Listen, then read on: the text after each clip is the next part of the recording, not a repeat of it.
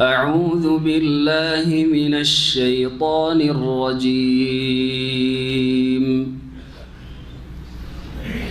ألم تر إلى الذين خرجوا من ديارهم وهم ألوف حذر الموت فقال لهم الله موتوا ثم أحياهم إن الله لذو فضل على الناس ولكن أكثر الناس لا يشكرون. وقاتلوا في سبيل الله واعلموا أن الله سميع عليم. من ذا الذي يقرض الله قرضا حسنا فيضاعفه له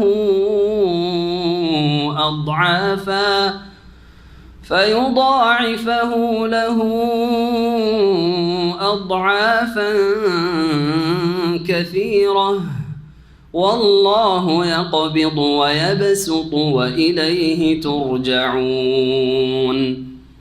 ألم تر إلى الملأ من بني إسرائيل من بعد موسى إذ قالوا لنبي له مبعث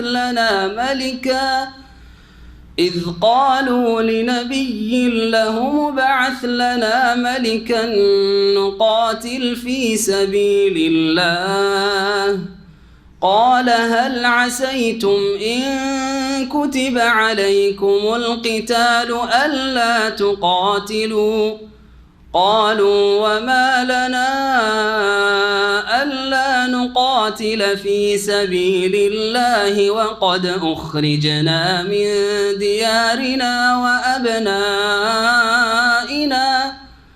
فلما كتب عليهم القتال تولوا إلا قليلا منهم والله عليم بالظالمين. وقال لهم نبيهم إن الله قد بعث لكم طالوت ملكا قالوا أنى يكون له الملك علينا ونحن أحق بالملك منه ولم يؤت سعة من المال قال إن الله اصطفاه عليكم وزاده بسطة في العلم والجسم والله يؤتي ملكه من يشاء والله واسع عليم. وقال لهم نبيهم إن آية ملكه أن يأتيكم التابوت فيه سكينة من ربكم وبقية مما ترك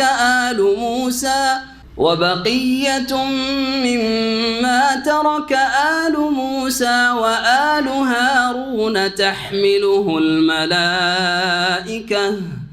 إن في ذلك لآية لكم إن كنتم مؤمنين.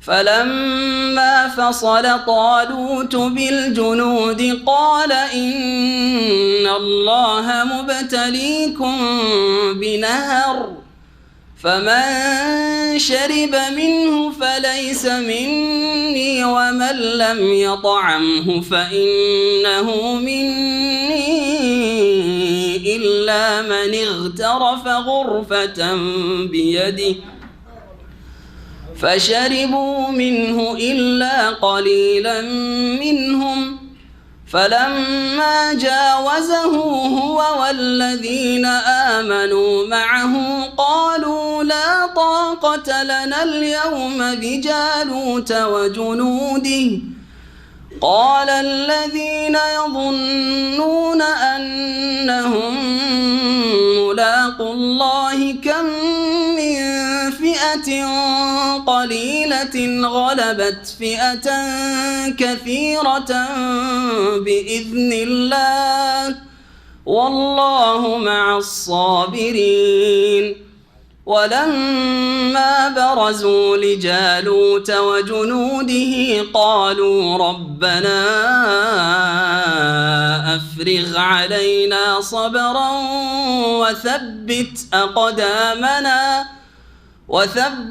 أقدامنا وانصرنا على القوم الكافرين فهزموهم بإذن الله وقتل داود جالوت وآتاه الله الملك والحكمة وعلمه مما يشاء ولولا دفع الله الناس بعضهم ببعض لفسدت الأرض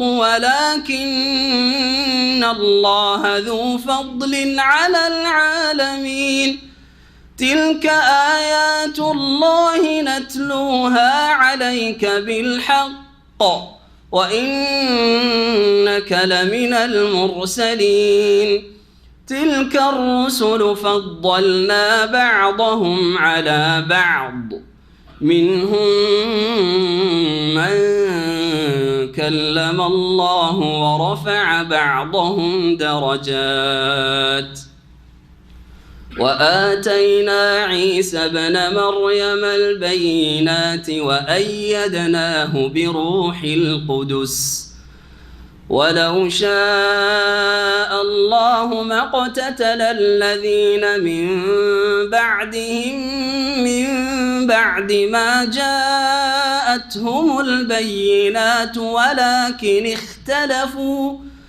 فمنهم من آمن ومنهم من كفر ولو شاء الله ما اقتتلوا ولكن الله يفعل ما يريد يا أيها الذين آمنوا أنفقوا مما رزقناكم من قبل أن يأتي يوم لا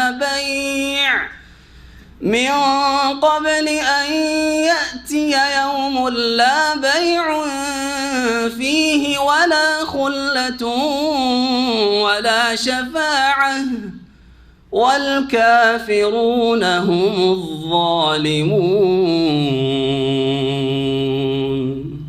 السلام عليكم ورحمة الله وبركاته. بسم الله الرحمن الرحيم الحمد لله رب العالمين والصلاة والسلام على سيد المرسلين نبينا محمد وعلى آله وصحبه أجمعين أما بعد فأعوذ بالله من الشيطان الرجيم ألم تر إلى الذين خرجوا من ديارهم وهم ألوف حذر الموت فقال لهم الله موتوا ثم أحياهم إن الله لذو فضل على الناس ولكن أكثر الناس لا يشكرون وقاتلوا في سبيل الله ওয়ালামু আন্নাল্লাহা সামিউন আলিম। মহান আল্লাহর সমস্ত প্রশংসা যে আল্লাহ রাব্বুল আলামিন আমাদের সব কিছুর মালিক, যিনি হায়াতের মালিক, মৌতের মালিক, যিনি যখন ইচ্ছা মানুষকে যত সময়ের জন্য চান হায়াত দান করেন, আবার যখন ইচ্ছা তিনি মৃত্যু দান করেন। আমাদের সকলকেই আল্লাহর কাছে ফিরে যেতে হবে, যেমন আমরা মহান আল্লাহর পক্ষ থেকে পৃথিবীতে এসেছি। সালাত এবং সালাম নাযিল পেয়ে মুহাম্মদ রাসূলুল্লাহ সাল্লাল্লাহু আলাইহি সাল্লামের উপর, যিনিও এক সময় জন্মগ্রহণ করেছেন, আবার এমন একটা সময় এসছে যখন তিনি মৃত্যুবরণ করেছেন। আমাদের তাফসীর সূরা বাকারার আয়াত নম্বর 243 থেকে আজকে শুরু হবে। আমাদের পর্ব হচ্ছে 22 নম্বর পর্ব। এখানে আল্লাহ রাব্বুল আলামিন এমন একটি জাতির ঘটনার দিকে ইঙ্গিত করছেন বা সংক্ষেপে আলোচনা করছেন, যারা বনী ইসরায়েলদের কোনো এক যুগের লোক, কোনো একটি জনপদে এলাকায় বসবাস করত, তারা মৃত্যুর ভয়ে গ্রাম ছেড়ে এলাকা ছেড়ে পলায়ন করেছিল। সেই মৃত্যু কীরকম ধরনের ছিল এ বিষয়ে তাফসিরে দুটি বর্ণনা এসছে। একটি ছিল যে সেখানে মহামারী ছড়িয়ে পড়েছিল। মহামারী আপনারা বুঝেন, প্লেগ, সেটা বসন্তর আকারে হোক অথবা কলেরার আকারে হোক, মহামারী ছড়িয়ে পড়েছিল যাতে শত শত মানুষ মারা যায়। তখন ভয়ে তারা সেখান থেকে পালিয়েছিল যে এখান থেকে পালিয়ে গেলে মনে হয় বেঁচে যাব। আল্লাহ সবগুলিকে রাস্তায় মরুভূমিতে যখন তারা পালায়ন করে কোথাও অবস্থান করেছিল সেখানে সবগুলিকে মেরে দিয়েছিলেন। সবগুলি একসাথে মৃত্যুবরণ করেছিল, পচে সরে গিয়েছিল, দীর্ঘ সময় ওইরকম পড়েছিল। তারপরে আল্লাহ তাদেরকে জীবিত করেছিলেন।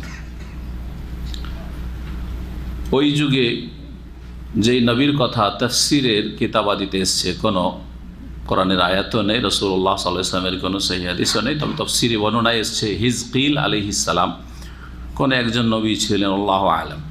আর আরেকটি বর্ণনা রয়েছে যে তাদের উপর জেহাদ ফরজ করা হয়েছিল। আর জেহাদ মানে মৃত্যুর সম্ভাবনা, আশঙ্কা। তারা জেহাদ করব না বলে গ্রাম ছেড়ে এলাকা ছেড়ে পালিয়ে গিয়েছিল। আল্লাহ বলেন যে তোমরা মরার ভয়ে পালাচ্ছ, তোমাদেরকে সবগুলিকে মেরে দেব। আল্লাহ সবগুলিকে মৃত্যু দান করেছিলেন। এই ঘটনা থেকে আল্লাহ রাব্বুল আলামিন যেটা বলতে চেয়েছেন সেটা হচ্ছে যে আল্লাহর পক্ষ থেকে যে ভাগ্য নির্ধারিত রয়েছে তার কম বেশি হবে না। যদি কারো হায়াত থাকে তো মারতে পারবে না কেউ কোনো শক্তি, আর কারো মওতের সময় যদি ঘনিয়ে আসে তো কোনো শক্তি বাঁচতেও পারবে না আর বাঁচাতেও পারবে না। দ্বিতীয় যে বিষয়টি বোঝানো হয়েছে সেটা হচ্ছে আমাদের শেষ অবস্থান হচ্ছে আল্লাহর কাছে, সুম্মা ইলাইহি তুরজাউন, আল্লাহর কাছেই ফিরে যেতে হবে। তৃতীয় যে বিষয়টি শেখানো হয়েছে এই আয়াতগুলি থেকে যে আল্লাহ রাব্বুল আলামিন সব কিছুর ওপর ক্ষমতাবান। আল্লাহ সব কিছুই করতে পারেন, যখন ইচ্ছা হায়াত দান করতে পারেন, যখন ইচ্ছা মৃত্যু দান করতে পারেন, আবার মৃত্যুকে পুনর্জীবিত করতে পারেন। দুনিয়াতে যখন এইরকম ঘটনা আল্লাহ ঘটিয়েছেন, তাহলে আখিরাতে বিচার দিবসে হাসরের দিন কবর থেকে আল্লাহ রাব্বুল আলামিনের মানব জাতিকে ওঠানো সহজ বিষয়, এটাও বোঝানো হয়েছে। এখন আসি সরাসরি আয়াতগুলির দিকে। মহান আল্লাহ ইরশাদ করছেন, আলাম তার ইলাল্লাযিনা খারাজু মিন দিয়ারিহিম ওয়াহুম উলুফুন হাজারাল মউত। হে নবী, তুমি কি লক্ষ্য করনি, বা হে মুসলিম, পরোক্ষভাবে আমাদের সকলকে সম্বোধন করা হয়েছে। কোরআনে কারিমে সকল মানুষের জন্য নাজিল হয়েছে, সুতরাং সকল মানুষকে সম্বোধন করা হয়েছে যে হে মানুষ, তোমরা জ্ঞানী, তোমরা বুদ্ধিমান, বিচক্ষণ, সুতরাং তোমরা কি একটু লক্ষ্য করে দেখো না এই সত্য ঘটনার দিকে। আলাম তারা ইলাল্লাযিনা খারাজু মিন দিয়ারিহিম, তুমি কি লক্ষ্য করো না বা লক্ষ্য করনি ওই সব লোকদের দিকে যারা নিজ নিজ বাড়ি থেকে বেরিয়ে পড়েছিল, পালায়ন করেছিল। ওয়াহুম উলুফুন, হাজারে হাজারে, যাদের সংখ্যা ছিল হাজার হাজার, অনেক মানুষ তারা ছিল। এখানে উলুফুন বলতে বোঝানো হয়েছে যে তাদের সংখ্যা আলফ, 1000 ছিল না। যেমন আমরা বলি হাজার হাজার লোক, তার মানে অনেক হাজার লোক। তো যারা হাজারে হাজারে বাড়ি থেকে পালায়ন করেছিল, কি জন্য? হাজার আল মৌতে, মৃত্যুর আশঙ্কায়, মরণের ভয়ে, যে এখানে থাকলে মরে যাব, মহামারীতে বাঁচব না, অথবা এখানে থাকলে জেহাদ ফরজ হয়েছে আর কাফের হামলা করে এসছে, বাঁচব না, সুতরাং পালিয়ে বাঁচব।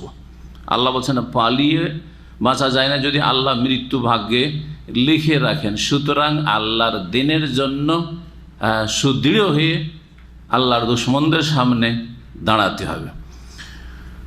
ফাকাল আলাহুমুল্লাহ মুতু, তখন আল্লাহ তাদের উদ্দেশ্যে বললেন, এটা শরীয়তি হুকুম না, এটা হচ্ছে সৃষ্টিগত হুকুম। আল্লাহ রাব্বুল আলামিনের হুকুম বা বিধান হচ্ছে দুই রকম, একটা হচ্ছে সৃষ্টিগত বিধান আর একটা হচ্ছে শরীয়তগত বিধান। শরীয়তি বিধান যেগুলো শরীয়তি হুকুম আহকাম রয়েছে, আকিমুস সালাহ, আমিনু বিল্লাহ, আল্লাহর প্রতি মান্য আসো, ওয়াতুজ যাকাত, যাকাত প্রদান করো, আদেশ নিষেধ শরীয়তের বিধি বিধানে রয়েছে। ভালো কাজ করো, অন্যায় কাজ থেকে দূরে থাকো, এগুলি আল্লাহর শরীয়তি হুকুম, তাই না? আর আল্লাহর সৃষ্টিগত হুকুম, হ্যাঁ তুমি হও, কোন হইতে হবে, ঠিক না? কোন ফায়াকুন, এটা হচ্ছে সৃষ্টিগত, আমরি কৌনি বলা হয়, সৃষ্টিগত নির্দেশ। এদেরকে যে আল্লাহ মরতে বললেন, মরো, হ্যাঁ তোমরা মৃত্যুবরণ করো, অর্থাৎ সবকে মেরে দিলাম। জি, আল্লাহর সৃষ্টিগত হুকুম হলো যে কোন, মানে মরে যাও, মৌতু, তোমরা মৃত্যুবরণ করো, মরে গেল সব। সুম্মা আহিয়াহুম, অতঃপর আল্লাহ তাদেরকে পুনরায় জীবিত করলেন, অতঃপর আল্লাহ তাদেরকে আবার জীবিত করলেন। ইন্নাল্লাহা লাযু ফাদলিন আলান নাস, নিশ্চয় আল্লাহ রাব্বুল আলামিন মানব জাতির ওপর বড় অনুগ্রহকারী। ওয়ালাকিন্না আকসারান নাস লা ইয়াশকুরুন, তবে অধিকাংশ মানুষ আল্লাহর কৃতজ্ঞ নয়, আল্লাহর অকৃতজ্ঞ। আল্লাহ বড় অনুগ্রহ করেন যে তোমাকে দীর্ঘ সময় দিয়েছেন হে মানুষ, কিন্তু এই সময়ের কি শুকরিয়া আদায় করলে? কেন আল্লাহ তোমাকে এখানে পাঠিয়েছেন? কেন তোমাকে আল্লাহ সুস্থ রেখেছেন? কেন তোমাকে আল্লাহ ভালো একটা পরিবেশ দিয়েছেন? কেন আল্লাহ তোমাকে জন্মসূত্রে ঈমান ইসলাম দিয়েছেন হে মুসলিম? কি শুকরিয়া আদায় করলে তুমি? কি শুকরিয়া আদায় করলে? কেন তোমাকে আল্লাহ এইসব নিয়ামত দিয়েছেন, বিবেক, বুদ্ধি, বিচক্ষণতা, আর দুনিয়ার যত শক্তি রয়েছে, শারীরিক আর পারিবারিক আর আর্থিক যা শক্তি রয়েছে, এগুলি কিসের জন্য? আল্লাহর দান। সুতরাং আল্লাহর সন্তুষ্টির কাজে ব্যয় করতে হবে, আল্লাহর অসন্তুষ্টির কথা কাজ থেকে বেঁচে থাকতে হবে, আল্লাহর নিয়ামতকে পাপের কাজে ব্যয় করলে হবে না। এটি হচ্ছে শুকরিয়া। আল্লাহ রাব্বুল আলামিনের অধিকাংশ লোক শুকরগুজার নয়, আল্লাহর নিয়ামত ভোগ করে আল্লাহর অসন্তুষ্টির কাজ করে, আল্লাহর বিরুদ্ধাচরণ করে। তারপরে আল্লাহ রাব্বুল আলামিন জিহাদের নির্দেশ দান করছেন, সশস্ত্র লড়াইয়ের হুকুম দান করছেন। এই সশস্ত্র দ্বীনি লড়াই এটা কোনো নতুন বিষয় নয় যে দ্বীনি ইসলামের বিধান মুহাম্মদ রাসূলুল্লাহ সাল্লাল্লাহু আলাইহি ওয়াসাল্লাম শুধুমাত্র নিয়ে এসেছেন, বরং যত আম্বিয়া রসুলগণের ইতিহাস পাওয়া যায় তারাও আল্লাহর রাস্তায় জিহাদ করেছেন এবং করার জন্য উদ্বুদ্ধ করেছেন সাথী সঙ্গীদেরকে। মুসা আলাইহিস সালামের যদি ঘটনা পড়েন আপনি, দাউদ আলাইহিস সালামের, আম্বিয়া রসুলগণের, তো দেখা যাবে যে জিহাদের বিধান বনি ইসরাইলদের মধ্যেও ছিল। বনি ইসরাইলদের নবী মুসা আলাইহিস সালাম, বনি ইসরাইলদের নবী ঈসা আলাইহিস সালাম, তাদের দ্বীনের বিধিবিধানে জিহাদ একটি গুরুত্বপূর্ণ বিষয় ছিল। যে অনেক লোক আছে যাদের সংশোধন, হ্যাঁ তাদেরকে আল্লাহ যে হিতাহিত জ্ঞান দিয়েছেন তা দিয়ে হবে না। মানুষকে আল্লাহ বিবেক বিবেচনার ক্ষমতা দিয়েছেন, যে ভালোটা করতে হয়, মন্দটা করতে হয়নি, এই ক্ষমতা সবাইকে আল্লাহ দিয়েছেন। এটা দিয়ে অনেক লোক সংশোধন হয়ে যায়, যেটাকে মানবতা বলা, হ্যাঁ ঠিক না? এই মানবতা দিয়ে কিছু লোক সংশোধন হয়, ঈমান দিয়ে তারপরে কিছু লোক সংশোধন হয়, ঈমানের মধ্যে আল্লাহর ভয়ভীতি দিয়ে সংশোধন হয়, মানুষকে নেকির কাজে জান্নাতের জন্য উৎসাহিত করে সংশোধন হয়, জাহান্নামের ভয়ভীতি আর আল্লাহর আযাব পকড়ার ভয়ভীতি প্রদর্শনের মাধ্যমে অনেকের সংশোধন হয়ে যায়, যে জাহান্নামের ভয়, আমি পাপ থেকে বাঁচছি, জান্নাতের আশায় আমি পাপ থেকে বাঁচছি। অনেক লোক সংশোধন হচ্ছে না। এই করতে করতে অনেক লোকের সংশোধন হয়ে গেল, যেখানে কোনো বল প্রয়োগের প্রয়োজন পড়ল না। কিন্তু কিছু আগাছা আছে, হ্যাঁ কিছু আছে ক্যান্সারের মতো মারাত্মক ব্যাধিতে আক্রান্ত, এদের ক্ষেত্রে ওষুধ আর তারপরে ইনজেকশন, হ্যাঁ আর তারপরে তাদের ডায়েট কন্ট্রোল, হ্যাঁ এটা খেতে হবে, এটা খেতে হবে না, একটু ভালো একটু শরীরচর্চা করেন তাহলে সুস্থ থাকবেন, এইসব দিয়ে কাজ হচ্ছে না। এখন কি করতে হবে? শরীরে অপারেশন করতে, অস্ত্রোপচার করতে হবে। এটা হচ্ছে জিহাদ ফি সাবিলিল্লাহ। এটার নাম হচ্ছে শরীয়তের হদুদ এবং তাজিরাত, ইসলামী দণ্ডবিধান। হ্যাঁ, চোর চুরি করা ছাড়বে না, যতই নসিহত করেন, ডাকাত ডাকাতি করা ছাড়বে না, জেনাকারী জেনা করা ছাড়বে না, খুনি খুন করা ছাড়বে না, ঠিক না? আর ইসলামের কট্টর শত্রু যারা, তাদের মানবতা জুলম অত্যাচার থেকে তাদেরকে বিরত রাখছে না, এবং পরকাল বলে তাদের কোনো ভয় নেই, ভালো মানুষদের ওপর জুলম অত্যাচার করছে। সুতরাং তাদের জন্য শেষ একটি সংশোধন হচ্ছে কি করা? অপারেশন। সেটা হচ্ছে জিহাদ ফি সাবিলিল্লাহ। তো জিহাদ ফি সাবিলিল্লাহর বিধান যুগ যুগ ধরে, প্রাচীন যুগ থেকে আম্বিয়া রাসূলের মাধ্যমে আল্লাহর পক্ষ থেকে এসেছে, যার প্রমাণ কোরআন কারীমের যেসব ঘটনাবলী রয়েছে নবী রসুলগণের তাতে রয়েছে। সামনে যে ঘটনা আসছে তালুত জালুতের, তাতেও স্পষ্ট প্রমাণ হবে যে সেটা আমাদের এই 1400 বছর ইসলামের ইতিহাসের জেহাদ নয়, সেটা জেহাদ ছিল বনি ইসরায়েল যুগের জেহাদ। হ্যাঁ, সুতরাং জেহাদ মানে সন্ত্রাস না, জেহাদ মানে সন্ত্রাস নয়। জি হ্যাঁ, যদি অন্যায়ভাবে কাউকে ভীত সন্ত্রস্ত করা হয় তাহলে সেটা না সন্ত্রাস, কিন্তু ন্যায্য অধিকার হাসিলের জন্য যদি কেউ সংগ্রাম করে, লড়াই করে, সেটা নাও সন্ত্রাস নয়। এই জন্য স্বাধীনতার আন্দোলনগুলিকে সবগুলি স্বীকৃতি দিচ্ছে না, দিচ্ছে না? সমস্ত দেশ কিন্তু স্বাধীনতা আন্দোলনকে স্বীকৃতি দিচ্ছে। বুঝছেন কথা না বুঝছেন না? ভারত স্বাধীন করার জন্য ইংরেজদের বিরুদ্ধে যে লড়াই হয়েছে, তো ইংরেজরা, ব্রিটিশরা তো বলেছিল যে এরা হচ্ছে সন্ত্রাসী, কিন্তু তখনকার যারা স্বাধীনতার যুদ্ধ লড়েছে তারা সেটাকে ন্যায্য অধিকার মনে করেছে না, করে নাই? তারপরে 71-এ যারা লড়াই করলো ধরেন, হ্যাঁ, বাংলাদেশের জন্য, তারা নিজেরকে ন্যায্য অধিকার মনে করছে না, করছে না? হ্যাঁ, তাহলে বোঝা যাচ্ছে যে স্বাধীনতার আন্দোলনকে আজ পর্যন্ত স্বীকৃতি দেওয়া হচ্ছে। এইটা দিয়েই বুঝতে পারবেন একজন জ্ঞানী মানুষ যে জেহাদ ফি সাবিলিল্লাহটা কি।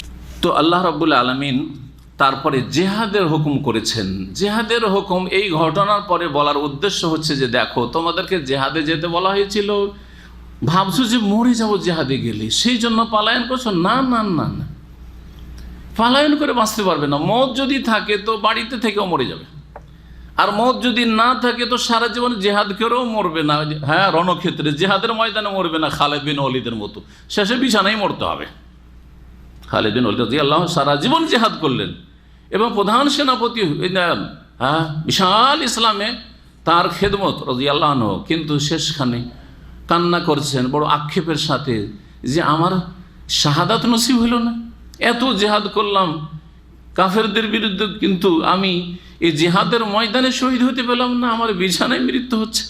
জি, তাহলে এর দ্বারা স্পষ্ট হচ্ছে যে মত যেখানে আছে সেখানে আপনাকে পৌঁছিতেই হবে, সেখান থেকে বাঁচতে পারবে। আইনামা তাকুনু ইউদরিকুমুল মাউত ওয়ালাউ কুনতুম ফি বুরুজিম মুশাইয়াদা। আল্লাহ বলছেন ওয়াকাতিলু ফি সাবিলিল্লাহ, আল্লাহর রাস্তায় তোমরা সশস্ত্র লড়াই করো, কিন্তু সেটা বিনা নেতৃত্বে না। তাহলে সন্ত্রাসী কারাকে বলবো, বা খারেজি কারাকে বলবো, গুমরা কারাকে বলবো? যারা নিজেরাই বলবে যে আমরা রাস্তায় বেরিয়ে যাবো, আমাদের কোনো শাসক লাগবে না, আমাদের কোনো ইমামুল মুসলিমিন লাগবে না, আমাদের কোনো নেতা, নেতা মানে আপনাদের বানানোর নেতা নয়, সেই দেশের মুসলিম শাসক নেতার নেতৃত্ব হইতে হবে, হাকেমের নেতৃত্ব হইতে হবে। যেমন নবী করিম সাল্লাল্লাহু আলাইহি ওয়াসাল্লাম এই শর্ত সহিহ বুখারীতে যে বর্ণিত হাদিস তাতে বর্ণনা করেছেন স্পষ্ট। সুতরাং এমামত ছাড়া, এমামতে উজমা ছাড়া, অর্থাৎ মুসলিম শাসকের নেতৃত্ব ছাড়া কোনো জিহাদ নেই ইসলামে। ভালো করে শুনে রাখেন, 1400 বছর ইতিহাসে এরকম কোনো প্রমাণ নেই যে মুসলিম শাসকের নেতৃত্ব ছাড়া জিহাদ হয়েছে। আল্লাহ বলছেন সশস্ত্র তোমরা আল্লাহ রাস্তায় কি করো? লড়াই করো। ওয়ালামু, আর জেনে রাখো, আন্নাল্লাহ সামিউন আলিম, যে আল্লাহ সর্বশ্রোতা, সব কিছু শোনেন, আলিমুন সর্বজ্ঞ, সব কিছুই জানেন। এই যে ঘটনাটি এখানে সংক্ষেপে আল্লাহ বর্ণনা করলেন, এই সম্পর্কে যা তাফসীর ইবনে কাসিরে বর্ণিত হয়েছে একটু শোনাই দিই, যদিও সংক্ষেপে সেদিকে ইঙ্গিত করেছি। আব্দুল্লাহ বিন আব্বাস রাদিয়াল্লাহু তাআলা আনহুমা থেকে বর্ণিত তাফসীর ইবনে আবি হাতেমে রয়েছে, আরও বিভিন্ন তাফসীরে রয়েছে যে এরা এক জনপদে বাস করত, যেটা ওয়াসেত নামক শহর থেকে কিছু দূরে ছিল। ওয়াসেত নামক শহর থেকে কিছু দূরে ছিল ইরাকের। কানু আরবাত আলাফ, ইবনে আব্বাস রাদিয়াল্লাহু বলছেন এদের সংখ্যা ছিল 4000। খারাজু ফিরারাম মিনাত তাউন, এরা মহামারী থেকে যান বাঁচাবার জন্য গ্রাম থেকে পলায়ন করেছিল, বাড়ি ঘর ছেড়ে পালিয়ে গিয়েছিল। এই বলে যে নাতি আরদান লাইসা বিহা মওতুন, এমন এলাকায় বসবাস করব যেখানে মহামারী নেই, চলো ওই এলাকায় পালিয়ে যায়। হাত্তা ইযা কানা বি মাউদিন কাযা ওয়া কাযা, কোন একটি জায়গায় যখন তারা এই 4000 লোক পৌঁছিল, কালা লাহুম, আল্লাহ তাদের উদ্দেশ্যে বললেন, মুতু, তোমরা মৃত্যুবরণ করো। ফামাতু, সবগুলি মরে গেল, সব মরে গেল। ফামাররা আলাইহিম নাবিয়্যুম মিনাল আম্বিয়া, কোন একজন নবী ওই এলাকা দিয়ে অতিক্রম করলেন। দীর্ঘ সময় পার হওয়ার পরে এদের হাড় হাড্ডিগুলি পচে সরে একেবারে শুধু হাড় হাড্ডি সাদা হয়ে দেখা যাচ্ছে। আল্লাহর কাছে দোয়া করলেন, আইন ইউহইয়াহুম, যে আল্লাহ এদেরকে যেন জীবিত করে দেন। ফাহিয়াহুম, আল্লাহ তাদেরকে আবার জীবিত করে দিলেন। ফাযালিকা কাউলুহু আযজা ওয়া জাল্লা, এটি হচ্ছে এই আয়াত, যে আয়াতের তরজমা এবং সংক্ষিপ্ত তাফসীর করলাম তার তাফসীর। এরা কারা ছিল এই মর্মে অনেক সালাফগণ বর্ণনা করেছেন। ইবনে কাসির বলছেন আন্না হাউলাইল কওম কানু আহলা বালদাতিন ফি জামানি বনি ইসরাইল, এরা বনি ইসরাইলদের কোন এক সময়ের লোক ছিল। ইস্তাউখামু আরদাহুম, তাদের এলাকার আবহাওয়া তাদের অনুকূল হয়নি, আবহাওয়া খুব খারাপ, মহামারী ধরল, মানুষ মরে যায়। ওয়াসাবাহুম বিহা ওয়াবাউন শাদীদ, এই মহামারী যখন প্রচণ্ড আকার ধারণ করলো, ফাখারাজু ফিরারা মিনাল মউত, মরণের ভয়ে তারা পলায়ন করেছিল মরুভূমিতে। হারবিন আল বারিয়াতে বা বারিয়াত, ফানাজালু ওয়াদিয়ান আফিয়া, প্রশস্ত উপত্যকায় তারা অবস্থান করছিল। আর সেখানে আল্লাহ রাব্বুল আলামিন দুই ফেরেশতাকে পাঠালেন, আহাদুহুমা মিন আসফালিল ওয়াদি ওয়াল আখার মিন আলাহ, একজন উপত্যকার ওপর দিকে আর একজন নিচের দিকে। আর তারপরে এই দুই ফেরেশতা এমন এক প্রচণ্ড বেগে বিকট শব্দ করলেন, ফাসাহা বিহিম সাইহাতান ওয়াহিদা ফামাতু আন আখিরিহিম মাউতাতা রাজুলিন ওয়াহিদ, একসাথে সবগুলি মরে গেল, সব শেষ। আর তারপরে আল্লাহ রাব্বুল আলামিন এই ঘটনা বর্ণনা করেছেন, বলছেন ফালাম্মা কানা বাদা দাহর, বলছেন এক যুগ পার হয়ে চলে গেছে। মাররা বিহি নবিয়্যুম মিন আম্বিয়া বনি ইসরাঈল ইউকালু লাহু হিজকিল, বনি ইসরাইলদের এক নবী ওইখান দিয়ে অতিক্রম করছিলেন, যার নাম হিজকিল বলা হয়েছে তাফসীরের কিতাবাদিতে। আল্লাহর কাছে দোয়া, ফাসআল আল্লাহ আন ইউহইয়াহুম আলা ইয়াদাইহি, আল্লাহ এদেরকে জীবিত করে দাও, এদেরকে তুমি জীবিত করে দাও। ফাআজাবাহু ইলা যালিক, আল্লাহ তার দোয়া কবুল করে নিলেন। তখন ওই নবীকে আল্লাহ বললেন যে তুমি বলো এই হাড্ডিগুলিকে সম্বোধন করো, আইয়াতুহাল এজামুল বালিয়াতু, হে সরে যাওয়া হাড্ডি, ইন্নাল্লাহ ইয়ামুরুকি আন তাজতামি, আল্লাহ হুকুম করছে হাড্ডিগুলি ছড়িয়ে ছিটিয়ে আছে সব একত্রিত হয়ে যাও, নিজের নিজের বডিতে সেট হয়ে যাও। সুবহানাল্লাহ। ফাজতামা ইজামু কুল্লু জাসাদিন বাযুহা ইলা বায, প্রত্যেক দেহের হাড় হাড্ডিগুলি যে ছড়িয়ে ছিটিয়ে আছে নিজ নিজ শরীরে এসে জড়িয়ে গেল, জয়েন্ট হয়ে গেল। সুম্মা আমারাহু ফানাদা, তারপর আল্লাহ হুকুম করলেন যে এখন ডাক দে, এখনো বডি তো তৈরি হয়ে গেছে কিন্তু মৃত হয়ে পড়ে আছে, হাড় হাড্ডি সব একসাথে হয়ে বডি তৈরি হয়ে গেছে। আইয়াতুহাল ইজাম, হে হাড্ডি, ইন্নাল্লাহ ইয়ামুরুকি আন তাকতাসি লাহমান, এই হাড় হাড্ডিতে গোশত দিয়ে ভরপুর হয়ে যাও, গোশত পরিয়ে দেওয়া হলো, যেমন কাপড় পরানো হয় তেমনি যেমন হাড় হাড্ডিগুলোর উপর কী করা হলো, গোশত পরিয়ে দেওয়া হলো, এবং তাতে শিরা উপশিরা ওয়াজিলদান, আর তারপরে শরীরে চামড়া। ফাকানা যালিকা ওয়া ইউশাহিদুহু, নিজের চোখের সামনে দেখছে, প্রথম হাড় হাড্ডিগুলো জড়িয়ে গেল, আর তারপরে ওর উপরে গোশত হয়ে গেল, তারপর শিরা উপশিরা যে রগগুলো রয়েছে তা হয়ে গেল, তারপরে ওপরে চামড়া হয়ে গেল, চোখে দেখছে। সুম্মা আমারাহু ফানা, তারপর আল্লাহ তাকে হুকুম করলেন, আইয়াতুহাল আরওয়াহু, এখন রূহকে হুকুম হইল, ইন্নাল্লাহ ইয়ামুরুকি আন তারজি কুল্লা রূহিন ইলাল জাসাদে, আল্লাহ হুকুম করেছেন প্রত্যেকটি আত্মা যেন নিজ নিজ দেহে ফিরে চলে আসে, আল্লাযী কানা তা'মুরুহু, যেই দেহে বসবাস করছিল সেই রূহ। ফাকামু আহিয়ান ইয়ানজুরুন, হঠাৎ করে প্রত্যেকটা দেহ পড়ে আছে যে দাঁড়িয়ে গেল আর এদিক ওদিক তাকাইতে শুরু করলাম। ওয়াকাদ আহিয়াহুমুল্লাহ বাদা রাকাদাতিহিম তাওয়িলা, তাদের দীর্ঘ নিদ্রার পরে, মানে দীর্ঘ সময়ের মৃত্যুর পরে আল্লাহ তাদেরকে পুনরায় জীবন দান করলেন। ওহুম ইয়াকুলুন, এরা আবার জীবিত হয়ে এই জীবন পেয়ে বলল, সুবহানাকা লা ইলাহা ইল্লা আন্ত, হে আল্লাহ তুমি পাক পবিত্র, তুমি সমস্ত রকমের দুর্বলতা আর ত্রুটি ঘাটতি থেকে মুক্ত, তোমার পবিত্রতা ঘোষণা করি, আর তোমার ছাড়া কোনো সত্য মাবুদ নেই। তাদেরকে যে জীবিত করা হয়েছে, ইবনে কাসির রহমতুল্লাহ বলছেন, আমি একটু আগে বললাম যে এতে আমাদের জন্য শিক্ষণীয় বিষয় রয়েছে এবং অকাট্য দলিল প্রমাণ রয়েছে আলা ওকুইল মাদিল জিসমানি ইয়াউমাল কিয়ামতে, যে কিয়ামতের দিনে সশরীরে আমাদেরকে হাসরের মাঠে হাজির করা হবে। আল্লাহর জন্য মুশকিল নাকি? যে আল্লাহ দুনিয়াতে এরকম ঘটনা ঘটিয়েছেন, সে আল্লাহ হাসরের মাঠে আমাদেরকে এভাবে হাজির করতে পারেন না? যে পারেন। জি, কোনো দেশে যদি মহামারী দেখা দেয়, তাহলে সেখান থেকে এদিক সেদিক পালিয়ে যাওয়া জায়েজ, ওখানে থাকতে হবে। অন্য জায়গায় পালিয়ে যাওয়াতে ক্ষতি আছে একটা, যা আপনি মনে করছেন যে আমি তকদির থেকে রক্ষা পেয়ে যাব, তাই না? এটা একটা দিক। আর একটা বড় দিক যে হতে পারে যে সেই মহামারীর ভাইরাসে আক্রান্ত হয়ে গেছেন আপনি, এখনো প্রকাশ পায়নি আপনার দেহে সেই মহামারী নিয়ে আপনি পালিয়ে অন্য গ্রামে চলে গেলেন, দিয়ে সেই গ্রামের সমস্ত মানুষকে এফেক্টেড করে দিলেন, হতে পারে না? পারে না?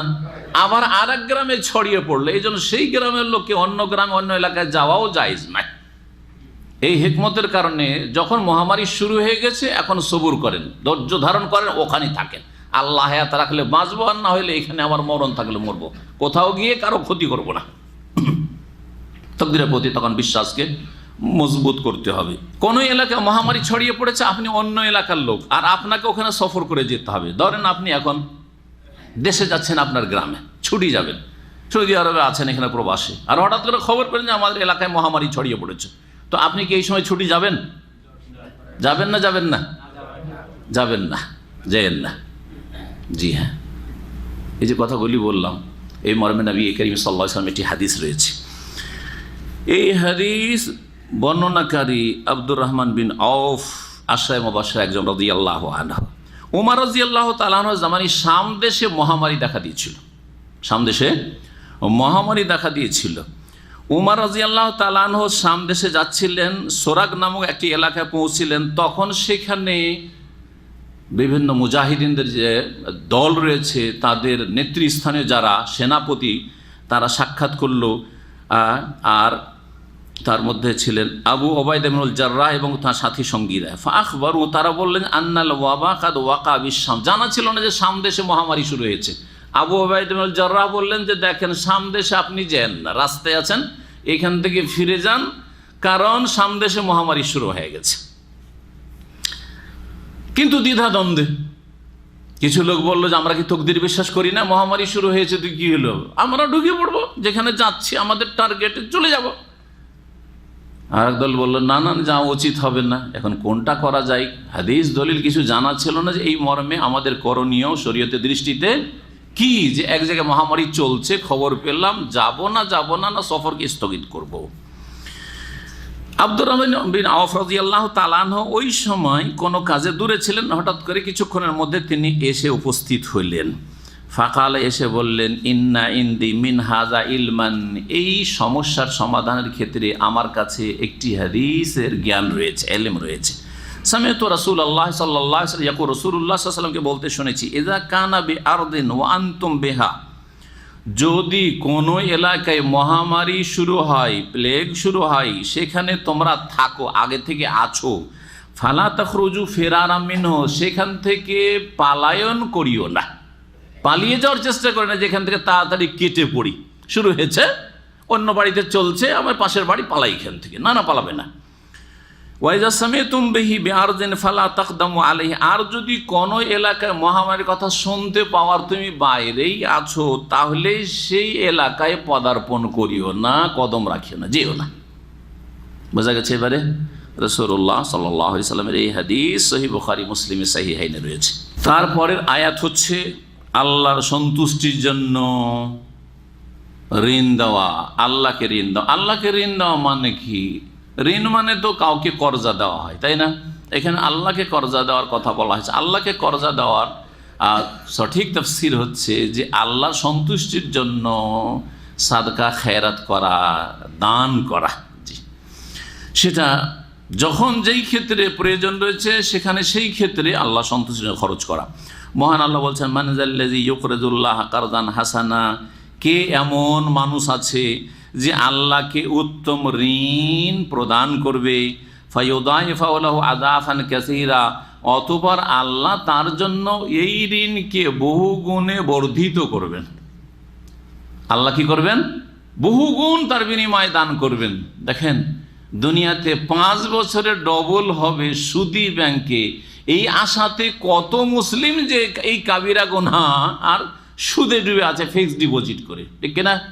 5 বছরে গিয়ে ডবল হবে। হ্যাঁ, বছরে কত পার্সেন্টেজ? 4 থেকে নিয়ে 13-14% পর্যন্ত আমার যেটা জানা আছে ব্যাংক। এই 13-14 হইলেই 5 বছরে গিয়ে মোটামুটি ওই ওরা বলে যে আমরা ডবল আপনাকে দিয়ে দেবো। এগুলো হচ্ছে ফিক্সড ডিপোজিট, সুদি সিস্টেম, সুদি ব্যাংকের, যেটা হারাম এবং মুসলিমের সেখানে কোনো রকম অংশ নেওয়াও জায়েজ নাই। আল্লাহ রাব্বুল সুদখোর এবং সুদের বিরুদ্ধে যুদ্ধের ঘোষণা করেছেন। রাসূলুল্লাহ সাল্লাল্লাহু আলাইহি ওয়াসাল্লামকে যুদ্ধের ঘোষণার কথা বলেছেন, ফাআযানু বিহারবি মিনাল্লাহি ওয়া রাসূলি। আল্লাহর গজবের যদি ঘোষণা হয়, রাসূলুল্লাহ সাল্লাল্লাহু আলাইহি ওয়াসাল্লামকে যদি বলা হয় যে যুদ্ধের ঘোষণা সুদখোরদের বিরুদ্ধে, সুদের বিরুদ্ধে, তাহলে কত বড় এটি গজবের কাজ। অথচ আপনি যদি সাদকা খেরাত করেন বহু গুণে, কমপক্ষে একে কয় গুণ করবেন? 10। সে 10টা কত হইতে পারে? 100 হইতে পারে। আবার সেটা কত হইতে পারে? 700 পর্যন্ত হইতে পারে। তাতেই সীমাবদ্ধ নাই, হ্যাঁ, আরো বেশি হইতে পারে। আল্লাহু ইউদাইফু লিমান ইয়াশা ওয়াল্লাহু ওয়াসিউন আলিম। এর চাইতে বেশি বহু গুণে বর্ধিত হইতে পারে। তাই আল্লাহ বলছেন আল্লাহু ইয়াকবিজু ওয়া ইয়াবসুতু। আর মানুষ যারা দান করে না, কৃপণতা করে, ওরা কি চিন্তা করে যে দান করলে কমে যাবে, তাই না? আরে তোমার হাতে নেই টাকা পয়সা। আল্লাহু ইয়াকবিজু, আল্লাহ রুজিকে সংকুচিত করেন, যখন চান টেনে নেন, অভাব দিয়ে দেন। ওয়া ইয়াবসুতু, আর আল্লাহ যখন ইচ্ছা করেন কি করেন? রুজিকে প্রশস্ত করেন, প্রশস্ত করেন। সুখ দেওয়ার মালিক আল্লাহ, আর সংকট দেওয়ার মালিক আল্লাহ। রব্বুল দেখছেন যে মানুষের হাতে কিছু নেই, এই যে জিনিসপত্রের দাম বেড়ে যাচ্ছে, মানুষের ক্ষমতা আছে, সরকারও সামলাইতে পারেন না, সরকারও সামলে বেসামাল হয়ে যাচ্ছে, নিরুপায় হয়ে এইটা দিতে হবে, সেটা দিতে হবে, ট্যাক্স দিতে হবে, নিরুপায়, নিরুপায়। এই তো সব কিছুর চাবিকাঠি কার কাছে? আল্লাহ রাব্বুল আলামিনের কাছে। সুতরাং আল্লাহর কাছে সুন্দরভাবে তার ইবাদত বন্দেগীর মাধ্যমেই চাইতে হবে। আমরা আল্লাহর দিন থেকে দূরে হয়ে গেছি, পাপের কাছে চলে গেছি, যার ফলে এগুলি হচ্ছে আল্লাহর পক্ষ থেকে তীব্র কিছু ধমক, কিছু শাস্তি। আল্লাহ যেন আমাদের সংশোধন করার তৌফিক দান করেন। ওয়া ইলাইহি তুরজাউন, আর শেষ সময় তার কাছে তোমরা প্রত্যাবর্তিত হবে, তার কাছেই ফিরে যেতে হবে, উপায় নেই। যদি টাকা পয়সা তোমার কাছে সারা জীবন থাকে, তারপরে এক সময় টাকা পয়সা দেখতে দেখতে চোখ বন্ধ হয়ে যাবে, তুমি চলে যাবে, টাকা পয়সা সবগুলি থেকে গেল, পরে খেলো, মজা মারলো। আর না হইলে হ্যাঁ, টাকা পয়সা আগেই চলে যাবে, তুমি ফেল ফেল করে তাকাইতে থাকবে, তোমার চোখের সামনে বহু টাকা ইনকাম করলে, হাই রে হাই, এত টাকা পয়সা ইনকাম করলাম, এত কিছু করলাম, সব কিছু কোথায় যে সর্বনাশ হয়ে গেল। কিছু চিকিৎসায়, কিছু চুরি ডাকাতি, কিছু বেইমানি করে, কিছু দখল হয়ে গেল, কিছু আর কিছু হইল, কিছু কার কাছে ফেঁসে গেল, বহু রকমভাবে বহু টাকা ইনকাম করেছিলেন, আপনি তাকাইতে থাকলেন যে এত অ্যামাউন্ট আমার ছিল, কিন্তু আজকে আমি খালি হাত। হচ্ছে না? হচ্ছে না? জি। আল্লাহু ইয়াকবিজু ওয়া ইয়াবসুতু ওয়া ইলাইহি তুরজাউন, শেষ পরিণাম আল্লাহর কাছে ফিরে যেতে হবে। তারপরে আর একটি ঘটনা আল্লাহ রাব্বুল আলামিন বর্ণনা করছেন, সেটা হচ্ছে তালুত এবং জালুতের লড়াইয়ের ঘটনা। তালুত মুসলিম শাসক, মুসলিম রাজা, আর জালুত হচ্ছে কাফের একটি দুর্দান্ত জাতি ছিল, বড় তাদের বীরত্বে তারা খ্যাতি লাভ করেছিল সেই যুগে, আমালেকা জাতি। এই আমালেকা জাতির একজন রাজা কাফের পৌত্তলিক ছিল জালুত। এই তালুত এবং জালুতের জেহাদ এবং লড়াইয়ের ঘটনা এখানে বর্ণনা করা হয়েছে, যাতে আমাদের জন্য শিক্ষণীয় বিষয় রয়েছে। মহান আল্লাহ ইরশাদ করছেন, আলাম তারা ইলাল মালাই মিন বানি ইসরাঈল মিন বাদে মূসা ইয ক্বালু লিনাবিয়্যিন লাহু মুবআস লানা মালিকান নুকাতিল ফি সাবিলিল্লাহ। তুমি কি লক্ষ্য করে দেখনি হে রাসূলুল্লাহ সাল্লাল্লাহু আলাইহি ওয়াসাল্লাম, হে মুসলিম, হে মানুষ, তুমি কি লক্ষ্য করে দেখো নাই? এলাল মালাই মিন বানি ইসরাঈল, বনি ইসরাঈলদের প্রধানদের দিকে, বনি ইসরাঈলদের প্রধানদের দিকে। মালা বলা হয় সমাজের দ্বারা সম্ভ্রান্ত ব্যক্তি, যাদেরকে সম্মানিত মনে করা হয়, সম্ভ্রান্ত মনে করা হয়, যারা প্রভাবশালী মানুষ, যাদের হাতে দেশের চাবিকাঠি রয়েছে, নেতৃত্ব রয়েছে, সভাসদ, এদেরকে বলা হয় মালাউন, মানে ভর্তি হয়ে যাওয়া। মালাউনের শাব্দিক আমরা তাহকিক করি, শব্দটির আমরা নিয়ে একটু আরবি ভাষার আলোচনা করি। মালা ইয়ামালাউ মানে ভরপুর হয়ে যাওয়া, এর মানে কি হয়? ভর্তি বা ভরপুর হয়ে যাওয়া। এই জন্য বিকৃত ভাষায় কোনো কিছু যদি ভর্তি থাকে, এটা ভর্তি কী বলছে, মালিয়ান, আসলে মাল আন। হ্যাঁ, তো মালা ইয়ামলাও মানে কি, ভর্তি হওয়া। এখান থেকে এখানে মালা শব্দটি ব্যবহৃত হয়েছে কিসের ক্ষেত্রে? হ্যাঁ, যারা সমাজের সভাসদ বা অধিপতি, সমাজপতি, যারা সমাজে যারা নেতৃস্থানীয় ব্যক্তি, প্রভাবশালী ব্যক্তি, তাদেরকে মালাউন বলা হয়। কোরআনে কারীমের বহু জায়গায় কালাল মালাউল্লাযিনা কাফারু, কাফেরদের প্রধানরা বলল, বহু আয়াতে এরকম রয়েছে মালা শব্দটি। এই জন্য একটা জায়গায় যদি শব্দের একটু গবেষণা হয়ে যায় তাহলে বুঝতে সুবিধা। কেন বলা হয় এদেরকে? এই শব্দের আসল অর্থের সাথে সম্পর্ক আছে। আসল অর্থ হচ্ছে ভর্তি হয়ে যাওয়া। প্রধানদেরকে দেখলে মানুষের ওপর, জনগণের ওপর এমন একটা প্রভাব পড়ে যে তাদের চোখ যেন ভর্তি হয়ে গেছে, ফেলফেল করে তাকায়, তাই না? তাদের সাথে কথা বলতে সাহস হয় না, তাদের সাথে কথা বললে চিন্তা করে বলতে হয়, তাদের দিকে তাকায়, এরা খুব বড় মানুষ, এরা সমাজের নেতা, এরা সমাজের প্রভাবশালী, এরা সমাজের অনেক কিছু করতে পারে, তাই না? যেমন তেমনভাবে তাকায় না। তো এই জন্য, আর যদি তারা শ্রদ্ধাভাজন হয়, ভালো সমাজপতি এবং তার মধ্যে সৎ, মানুষের হিতাকাঙ্ক্ষী, তাহলে তাদেরকে শ্রদ্ধা ভরে তাকায়, নজরে তাদের কি রয়েছে, শ্রদ্ধা ভরা নজর রয়েছে, শ্রদ্ধা ভরা নজর নিয়ে তাদের দিকে তাকায়। এই যে ভরা শব্দটি প্রধানদের ক্ষেত্রে আছে আমাদের মনে, সে তাদের ভয়ে হতভম্বয়ে তাদের তাকাচ্ছেন, ভয়ভীত হয়ে তাকাচ্ছেন, অথবা তাদের শ্রদ্ধা ভরে আপনি তাকাচ্ছেন, সেই জন্য প্রধানদেরকে মালা বলা হয়েছে আরবি ভাষায়। মহান আল্লাহ কি বলছেন, যে বনি ইসরায়েলদের যারা প্রধান ছিল তাদের দিকে লক্ষ্য করে দেখো নাই, মিমবাদে মুসা, যাদের যুগটা ছিল মুসা আলাইহিস সালামের পরে, মুসা আলাইহিস সালামের দুনিয়া থেকে ইন্তেকাল হওয়ার পরের এই ঘটনা।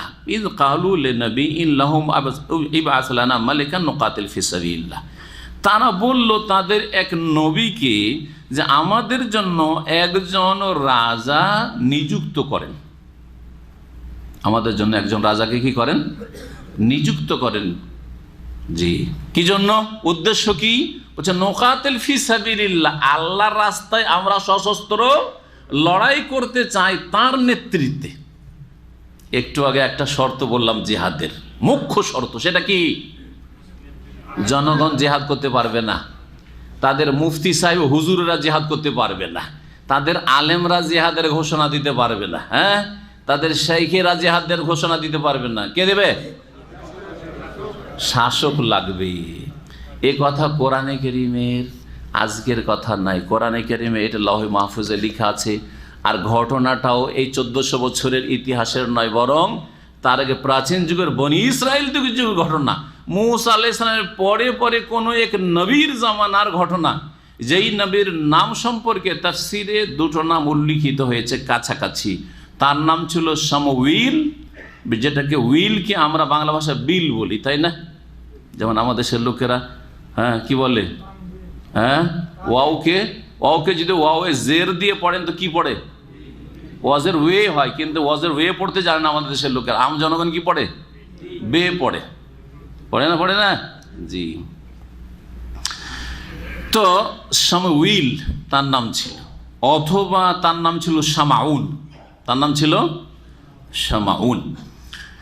আল্লাহু আ'লাম, এগুলো হচ্ছে তাফসিরের রিওয়ায়াত নামগুলি, কিন্তু ঘটনা এই যে যতটা কোরআনে কারীমে বর্ণনা করা হয়েছে ততটা আমাদের কাছে কোরআনে কারীমের আয়াত দ্বারা প্রমাণিত। বাকি অতিরিক্ত যেগুলো তাফসির কিতাবে রয়েছে আল্লাহ ভালো জানেন সেগুলি সম্পর্কে, তবে তাফসিরের সেগুলি বর্ণনা।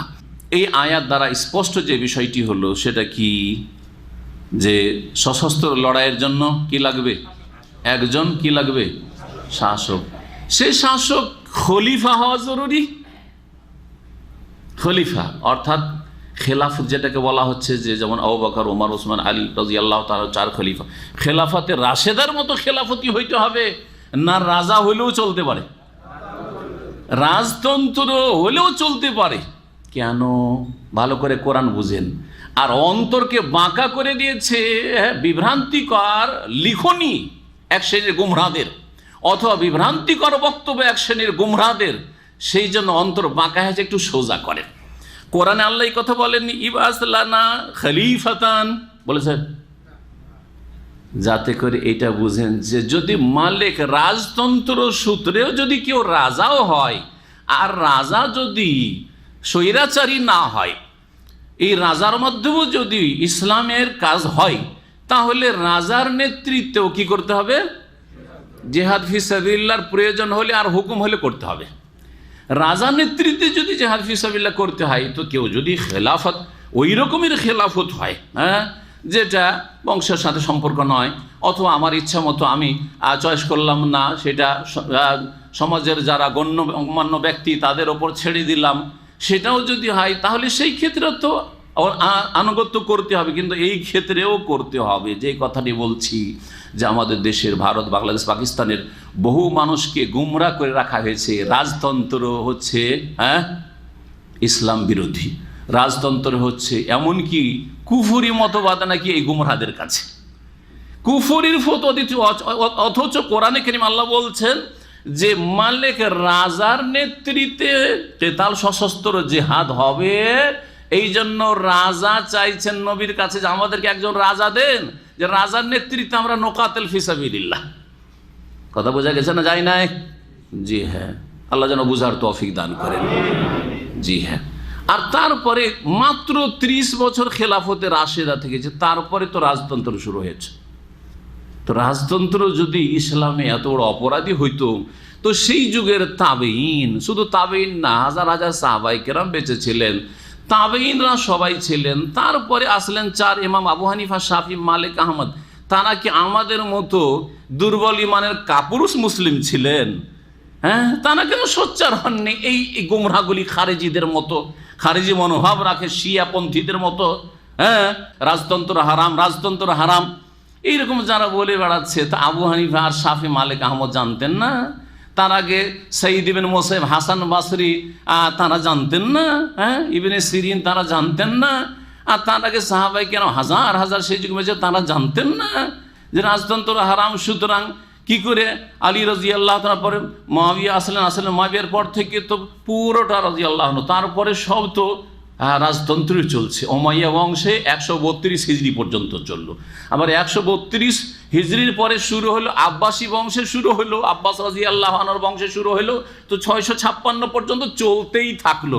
আর তারপরে যতগুলি মুসলিম শাসক আসো সবগুলি বংশেও সূত্রেই রাজা হতে থাকলো। এমনকি মোগলরাও ভারত 700-800 বছর থেকে গেল, সবগুলি বংশ পরম্পরা তারা সব রাজাই ছিল, কেউ খলিফা ছিল নাকি? তাহলে কি ভারতের এত বড় আলেম বাদশাহ আওরঙ্গজেব, আলমগীর, আর এইরকম শাহ ওলিউল্লাহ মুহাদ্দিস দেহলভী, আর এইরকম বড় বড় মুহাদ্দিস আব্দুল হক মুহাদ্দিস দেহলভী, আরও বড় বড় আইম্মায়ে কেরামরা, ওলামারা ভারতে পয়দা হয়েছেন, তারা সব কি কাপুরুষ ছিলেন না দুর্বল ইমানের লোক ছিলেন? হ্যাঁ, না ইমানচোর ছিলেন, হক কথা বলেননি তারা? আউযু বিল্লাহ। সুতরাং এসব গুমরাহদের থেকে বেঁচে থাকবেন যারা শুধু রাজতন্ত্রের বিরুদ্ধে। কারণ আসল হচ্ছে কি, তাদের শত্রুতা আছে সৌদি আরবের সাথে। এই সেম রাজতন্ত্র যদি কাতারে চলে, কোনোদিন তার বিরুদ্ধে বলে না। শুনেছেন কোনোদিন বলেছে? সেম রাজতন্ত্র যদি অন্য কোনো দেশে চলে, কোনোদিন তাদের বিরুদ্ধে বলেন না। যত তাদের রাগঝাল কারোবর সৌদি আরবের, কারণ এখানে মিলাদ করতে পারে না, এখানে কিয়াম করতে পারে না, এখানে শবে বরাত করতে পারে না, এখানে শবে মেরাজ করতে পারে না, এখানে পীর মুরিদি ব্যবসা চালাতে পারে না, এখানে কবর মাজারের ব্যবসা চালাতে পারে না। এখানে তাদের এই ষড়যন্ত্র করে আমরা নেতৃত্ব হাতে নেব, এইসব করতে পারে না। যে সব কাজ হচ্ছে এইসব গুমরা খারেজিদের। কথা বোঝা গেছে? যার ফলে এরা শুধু সৌদি আরবের সাথে দুশ্মনী রাখে, বাকি সবগুলি তাদের বন্ধু। জি, আল্লাহ রাব্বুল আলামিন যেন আমাদেরকে হেদায়েতের পথে রাখেন, আর এই গুমরাহগুলির অনিষ্ট থেকে কোরআন সুন্নাহর অনুসারীদেরকে বাঁচিয়ে রাখেন। এখন আসেন, ঘটনা বলছি আস্তে আস্তে, কোরআনে কারিমে যতটা আছে আর তার সাথে তাফসীর থেকে কিছুটা পড়ার চেষ্টা করব। আল্লাহ বলছেন যে এই বনি ইসরাইলদের যারা প্রধানরা ছিল, এরা বলল নবীকে, শামাউন বা শামউইল আলাইহিস সালামকে, ইবআস লানা মালিকান, আমাদের জন্য একজন রাজা নিযুক্ত করেন। আপনি তো নবী, আমাদের জন্য কি করেন? রাজা নিযুক্ত করেন। এর দ্বারা আরো বোঝা গেল যে নবী থাকতেও রাজা চাওয়া তাদের অন্যায় হয়েছে নাকি? তাহলে কেউ তো বলতে পারে, আরে নবী আছে তো নবীর নেতৃত্বে জিহাদ করবে। তাহলে বোঝা গেল যে এইটাও আবশ্যক না, যে আলেম থাকলে আলেমকেই বড় ধরেন দেশের আলেমকেও, ওই আলেমকেই নেতা বানাইতে হবে আর শাসক বানাইতে, সেটাও জরুরি না। যেখানে নবী থাকতে রাজা চাওয়া হচ্ছে, তাহলে আলেম থাকতে যদি রাজা চাওয়া হয় তো সেটা কোনো দোষের কথা হইল নাকি? কোরআন শুধু পড়লে হবে না, আর হেফজো করলে হবে না, মুখস্থ করলে হবে না, আর তেলাওয়াত করে খতম করলে হবে না, আর তরজমা পড়ে ছেড়ে দিলে হবে না, একটু গভীরভাবে চিন্তা করতে হবে। আফালা ইয়াতাদাব্বারুন আল কোরআন, তারা কি কোরআন নিয়ে গভীরভাবে চিন্তা করে দেখে না? নবীকে বলা হচ্ছে, কারা বলছেন? বনি ইসরায়েলদের প্রধানরা।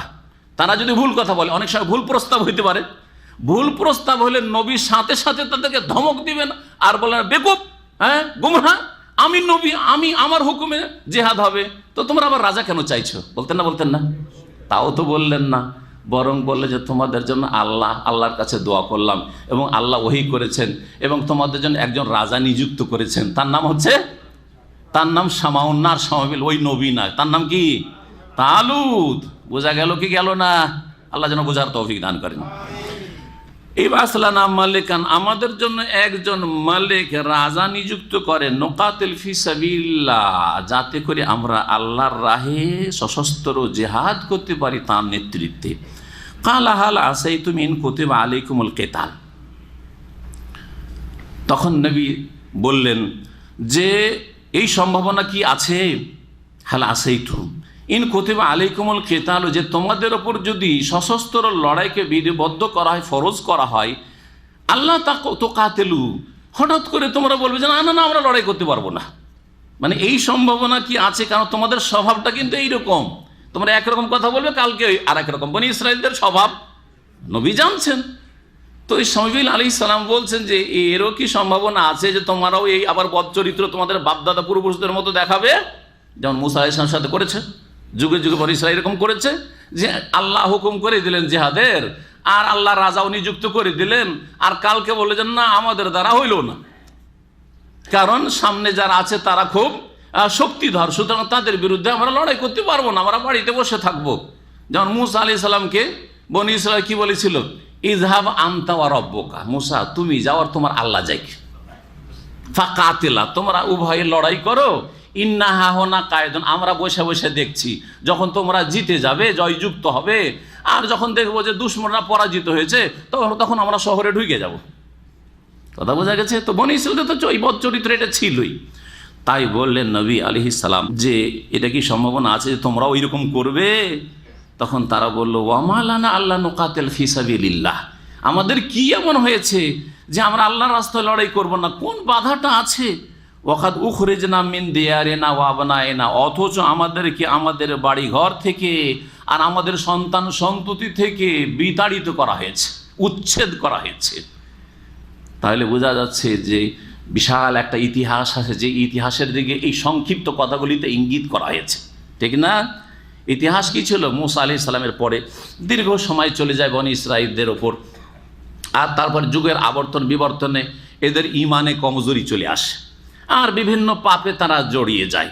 তখন আল্লাহ রাব্বুল তাদের পাপের কারণে জালেম শাসককে তাদের ওপর চাপিয়ে দেন, জালেমের জুলুম শুরু হয় আর অবিচার শুরু হয়, আর তখন তারা তাদের দেশকে দখল করে নেয়, এই জালেমরা দখল করে নেয়, আর এদের বাড়ি ঘর দখল করে নেয়, এদের ছেলে মেয়েদেরকে দাস দাসীতে পরিণত করে, আর এরা বাড়ি থেকে দেশ থেকে নির্বাসিত হয়ে যায়। তারপরে এরা কি করলো?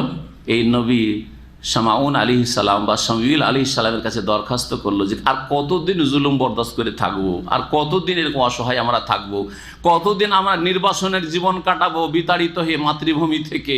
আমাদের জন্য একজন রাজা নিযুক্ত করে দেন, তাহলে আল্লাহর রাস্তায় লড়াই করি, আর তারপরে মাতৃভূমিতে নিজের বাড়ি ঘরে যাতে করে ফিরে যেতে পারি, আর আমাদের ছেলে মেয়েদেরকে যাতে করে উদ্ধার করতে পারি, জি যারা গোলামি। ফালাম্মা কুতিবা আলাইহিমুল কিতাল, অতঃপর যখন তাদের ওপর সশস্ত্র লড়াই ফরজ করে দেওয়া হইল, তাওয়াল্লাউ ইল্লা কালিলাম মিনহুম, অল্প কিছু সংখ্যক লোক ছাড়া বাকিরা সবাই উল্টো দিকে মুখ ফিরিয়ে নিল, বলে না না না পারবো না, না না পারবো না আমরা লড়াই করতে। দেখলে যেই সম্ভাবনার কথা বলছিলেন নবী, জানছেন জাতির কথা, কারণ ডাক্তার রুগীর কথা বেশি বুঝে, বুঝে না, রুগীর চেহারা দেখলে বুঝে, রুগীর গায়ে একটু হাত দিলে বুঝে, ঠিক না?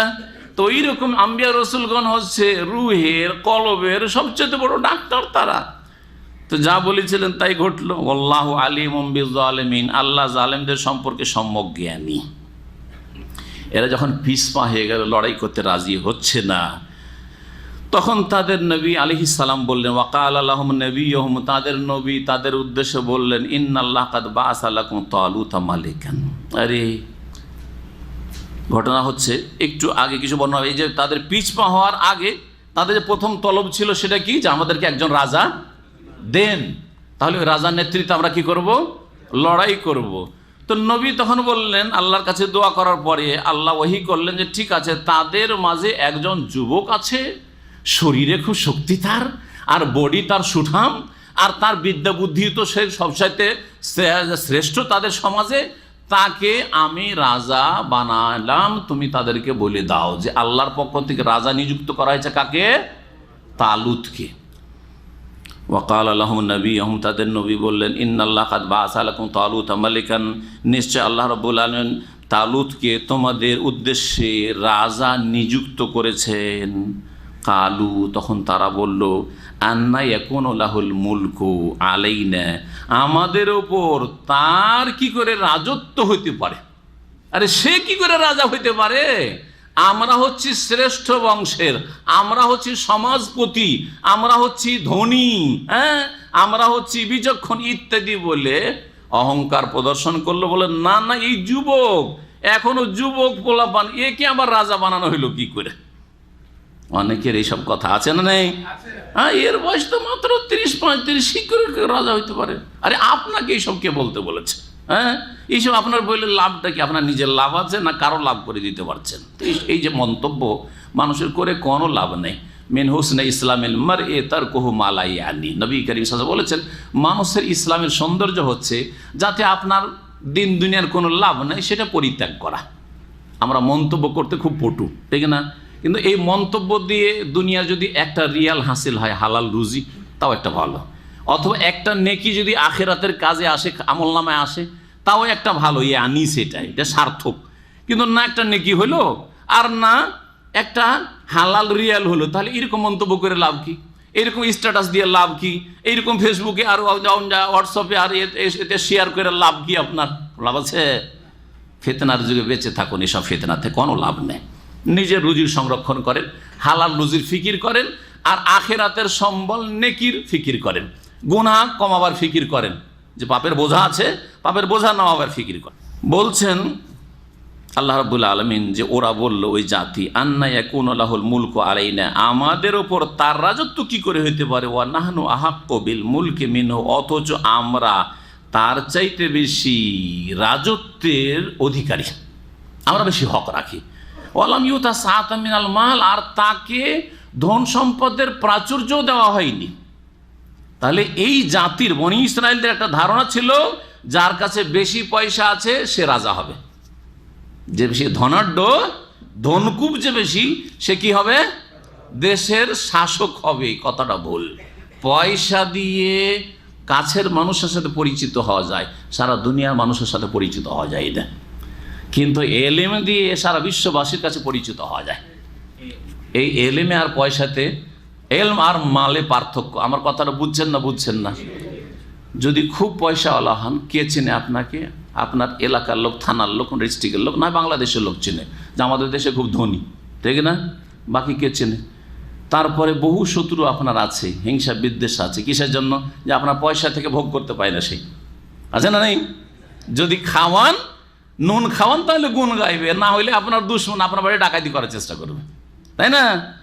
কিন্তু এলেমের দ্বারা যদি আপনি শ্রেষ্ঠত্ব প্রমাণ করতে পারেন, এলেমের দ্বারা যদি আপনি বিস্তার লাভ করতে পারেন মানুষের মাঝে, তাহলে এলেমের চর্চা আপনার সারা দুনিয়ায় হবে, এবং এলেম থেকে কেউ ডাকাতি করার চেষ্টা করবে না, বরং উপকৃত হওয়ার চেষ্টা করবে। যে এর এলেম থেকে, সে দুনিয়ার এলেম হোক আর দিনের এলেম, এর কাছ থেকে কিছু শিখি, এর কাছে কিছু টেকনোলজি আছে, এর কাছ থেকে শিখি, অথবা এর কাছে কি কোরআন সুন্নাহর এলম আছে, তার কাছ থেকে কিছু শিখি, এর কাছে কিছু বিদ্যা বুদ্ধি আছে, তাদের থেকে আমরা উপকৃত হই। শত্রুতা করবে না, শত্রুতা করে কিছু লাভও নেই। এলেম কেড়ে ডাকাতি করার নাই, যে মাল টাকা পয়সার মতো ডাকাতি করে রাতের অন্ধকারে নিয়ে যাবে, ঠিক না? ও এসে বসতে হবে, শিখতে হবে, তাহলে এলেম পাওয়া যাবে। বোঝা গেছে না? জি হ্যাঁ। তো এলেম বাড়াবার চেষ্টা করেন, আর মাল যতটা ভাগ্যে আছে আসবে, সামান্য চেষ্টা করলেই হয় দুনিয়া চলার জন্য। তো এই লোকেরা ভেবেছিল যে আমাদের কাছে পয়সা বেশি, আমরা রাজা হইলাম না, আর এই নবী কি করলো রে, একটা গরিব মানুষকে রাজা বানিয়ে দিল। গরিব মানুষ, সেই জন্য ওকে রাজা হইতে দেবে না এরা। খালা, তখন নবী বললেন, ইন্নাল্লাহ ইস্তাফাহু আলাইকুম, আল্লাহ তাকে তোমাদের জন্য মনোনীত করেছেন। আল্লাহ বাছাই করেছেন যে তালুত রাজা হবে, তোমরা কেউ রাজা হবে না। ওয়াজাদাহু বাসতাতান ফিল ইলমি ওয়াল জিসমে, কিসের ভিত্তিতে রাজা নির্ধারণ করলেন? কেন আল্লাহ বেশি পয়সাওয়ালাকে, ধনাঢ্যকে রাজা বানাইলেন না? এই লোককে কেন রাজা বানালেন, একটা যুবক মানুষকে? বলছেন আল্লাহ তাকে সমৃদ্ধ করেছেন। ওয়াজাদাহু, আল্লাহ তাকে সমৃদ্ধ করেছেন। জাবাস্তা ফিল ইলমে, কিসের ক্ষেত্রে? জ্ঞানের ক্ষেত্রে, বিদ্যার ক্ষেত্রে। ওয়াল জিসমে, আর দৈহিক শক্তির ক্ষেত্রে। কারণ দেশ পরিচালনার জন্য যেমন বিচক্ষণতা, বিদ্যা, বুদ্ধি লাগবে, তেমন শরীরে বাহাদুরি লাগবে, সাহস লাগবে। যে কোনো দুশ্মনের বিরুদ্ধে ডেটে দাঁড়াইতে হবে, এই সাহস লাগবে। সাহস না হলে দেশ চালানো যায় না। জি হ্যাঁ, যার ফলে এই দুটো গুণ যখন আছে এর মধ্যে সবচেয়ে বেশি, তখন রাজা হওয়ার হককে রাখে, এই তালুত রাখে, তোমরা কেউ রাখো না। আল্লাহু ইউতি মুলকাহু মাইয়াশা, আর আল্লাহ যাকে চান তার রাজত্ব দিয়ে থাকেন। আল্লাহু ওয়াসিউন আলিম, আল্লাহ প্রাচুর্যময় এবং আল্লাহ সর্বজ্ঞ, সব কিছু জানেন। তারপরে মাঝখানে একটু কথা আছে, সংক্ষেপ করে দিয়ে আল্লাহ রাব্বুল আলামিন একটু আগে থেকে বয়ান করছেন। মাঝখানে কি আছে? ওরা চ্যালেঞ্জ করলো যে ঠিক আছে আপনি বলছেন, তো এই আল্লাহ যে নিযুক্ত করেছেন এই তালুতকে রাজা, এর কোনো দলিল প্রমাণ আছে না? আপনার মৌখিক কথা বিশ্বাস করব? দেখেন কত বেয়াদব বনি ইসরাইলরা, নবীর কথা, মৌখিক কথা বিশ্বাস করবে না। নবীর মৌখিক কথা, অথচ নবীর কথা দলিল। নবীর কথা হচ্ছে দলিল, আল্লাহর পক্ষ থেকে ওহী আসছে। না না, আপনি কিছু দলিল প্রমাণ, নিদর্শন, আলামত দেখান, যদি কিছু মুজিজা দেখাইতে পারেন, হ্যাঁ, তাহলে আমরা মেনে নেব যে হ্যাঁ আল্লাহ আসলে হুকুম করেছেন যে তালুতি রাজা হবে, আর কেউ রাজা হবে না। তখন আল্লাহ রাব্বুল আলামিনের কাছে নবী দোয়া করেন, আল্লাহ এই জাতি বনি ইসরাইল তো কোনো মুজিজা চাইছে, কোন স্পষ্ট দলিল প্রমাণ চাইছে, তালুত কি করে রাজা হইল। তো আল্লাহ বলছে ঠিক আছে, আমি দলিলও দেখিয়ে দিচ্ছি, নবীর মুজিজাও দেখিয়ে দিচ্ছি। মুজিজা কি শোনেন। এখন বলছেন নবী আলাইহিস সালাম, ওয়াকাল আল্লাহুম নবীহুম, তাদের নবী বললেন, ইন্না আয়াতা মুলকিহি, তার রাজত্বের নিদর্শন মানে মুজিজা। নিদর্শন হচ্ছে যা দিয়ে প্রমাণ করা যায় হাক্কানিয়াত, যা দিয়ে নবীর সত্যতা প্রমাণিত হয়। জি হ্যাঁ, আয়াত দুই রকম, আয়াতে কৌনিয়া, আয়াতে শারঈয়া। কৌনিয়া সৃষ্টিগত আয়াত, মুজিজাগুলি অসাধারণ কিছু আল্লাহ করিয়ে দেখালেন, এটা হচ্ছে সৃষ্টিগত নিদর্শন। আর একটা হচ্ছে আয়াতে শারঈয়া, শরীয়তের আয়াত, বিধিবিধান, হুকুম আহকাম আল্লাহর পক্ষ থেকে। অনেক সময় হুকুম আহকাম মানতে রাজি হয় না, তখন আল্লাহ অসাধারণ কিছু নবী রসুলগণকে দিয়েছেন, তাতে ওরা কি হয়েছে? সোজা হয়েছে। জাদুঘররা তো জানছিল শরীয়তের হুকুম, মুসা আলাইহিস সালাম যে কি বলছেন শরীয়তের বিধিবিধানের কথা জানছিল, কিন্তু মানতে রাজি হচ্ছিল। কিন্তু জাদুঘররা যখন মুসা আলাইহিস সালামের লাঠির মুজিজার কাছে পরাজিত হইল, তখন সোজা হয়ে গেল। আর সকালবেলা দুশ্মন হয়ে এসেছিল, হ্যাঁ, কম্পিটিশন আর প্রতিযোগিতা করে মুসা আলাইহিস সালামকে হারাবার জন্য, আর সন্ধ্যাবেলা আল্লাহর সামনে সিজদায় অবনত হয়ে কালেমা লা ইলাহা ইল্লাল্লাহ পড়ে নিয়ে মুসা আলাইহিস সালামের ভক্ত হয়ে গেল। হলো না? হলো না? জি। সকালবেলা ফেরাউনের পক্ষ থেকে এসেছিল, আর সন্ধ্যা হইতে হইতে কয়েক ঘন্টার মধ্যে ফেরাউনের শক্ত দুশ্মন হয়ে গেল। ফেরাউনের কাছে জানের কুরবানি করে দিল, কিন্তু ঈমান হারাইতে রাজি না। এর নাম হচ্ছে ঈমান। তো আল্লাহ রাব্বুল আলামিন বলছেন যে তাদের নবী বলল, ইন্না আয়াতা মুলকিহি, এই তালুতের রাজত্বের নিদর্শন হচ্ছে আইয়াতিয়াকুমুত তাবুত, তোমাদের কাছে একটা সন্দুক আসবে, বক্স, একটা বাক্স আসবে, ফিহে সাকিনাতুম মির রাব্বিকুম, যাতে তোমাদের প্রতিপালকের পক্ষ থেকে প্রশান্তির ব্যবস্থা রয়েছে, মনের শান্তি। এতে কি রয়েছে? তোমাদের মানসিক মনের শান্তি রয়েছে। হ্যাঁ জি, অনেক কিছুতে মনের শান্তি রয়েছে। যেমন আল্লাহর জিকিরে কি রয়েছে? মনের শান্তি রয়েছে। কোরআনে তেলাওয়াতে কি আছে? মনের শান্তি আছে। তওবা ইস্তিগফার, জিকির আজকার, মনের শান্তি আছে। নামাজ পড়লে যতই বালা মুসিবত, নামাজ পড়েন, দীর্ঘ সিজদা করেন, নির্জনে আল্লাহকে ডাকেন, মনের শান্তি আছে না নেই? এইরকম বেশ কিছু জিনিস আছে। এছাড়াও যাতে মনের শান্তি রয়েছে। আম্বিয়া রসুলগণের পরিত্যক্ত কোনো কিছু যদি পাওয়া যায়, আর সেটা নিশ্চিত হয় শুধু গল্প হলে হবে না, যে লোকেরা বলছে যে এটা নবীর চুল মোবারক, হ্যাঁ নবীর এটা মোবারক জামা, এটা নবীর কদমে রসুল। না না না, এগুলো সব জালিয়াতি। কি প্রমাণ এদের কাছে?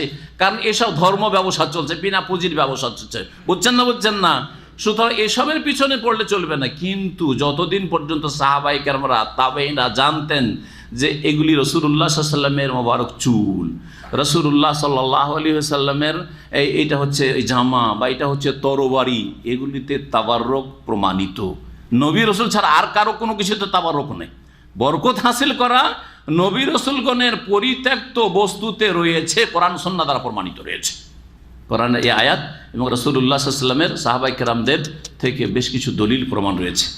নবী ছাড়া অন্যর ক্ষেত্রে যে তাবাররুক, এটা হচ্ছে যারা শিরিককারী বেদাতকারী মুসলিম তাদের লক্ষণ। সুতরাং পীর সাহেব উজু করছে, তার পানিতে তাবাররুক হাসিল করছে। পীর সাহেব পান খেয়ে খেয়ে পিক ফেলছে, পিকগুলি ধরে নিয়ে গায়ে মাখছে আর তাবাররুক হাসিল করছে। আর কাশপোটা ফেলছে, তাও মাখছে, আউযুবিল্লাহ। আর তারপরে পীর সাহেবের পা ধুয়ে পানি খাচ্ছে, পীর সাহেবের পায়ে ঝুঁকছে, কদমবুসি করছে, ইত্যাদি ইত্যাদি বহু কিছু করছে। এই সব তাবাররুক হচ্ছে শিরকি, না হয় বেদাতি। তাবাররুক শিরকি রয়েছে, তাবাররুক বেদাতি রয়েছে, তাবাররুকের আবার বিস্তারিত আলোচনা রয়েছে একাধিক। আর তাবাররুক শারঈ রয়েছে, শরীয়ত সম্মত তাবাররুক হচ্ছে নবী রসুলগণের যদি কোনো কিছু হয় সেগুলিতে বরকত রয়েছে।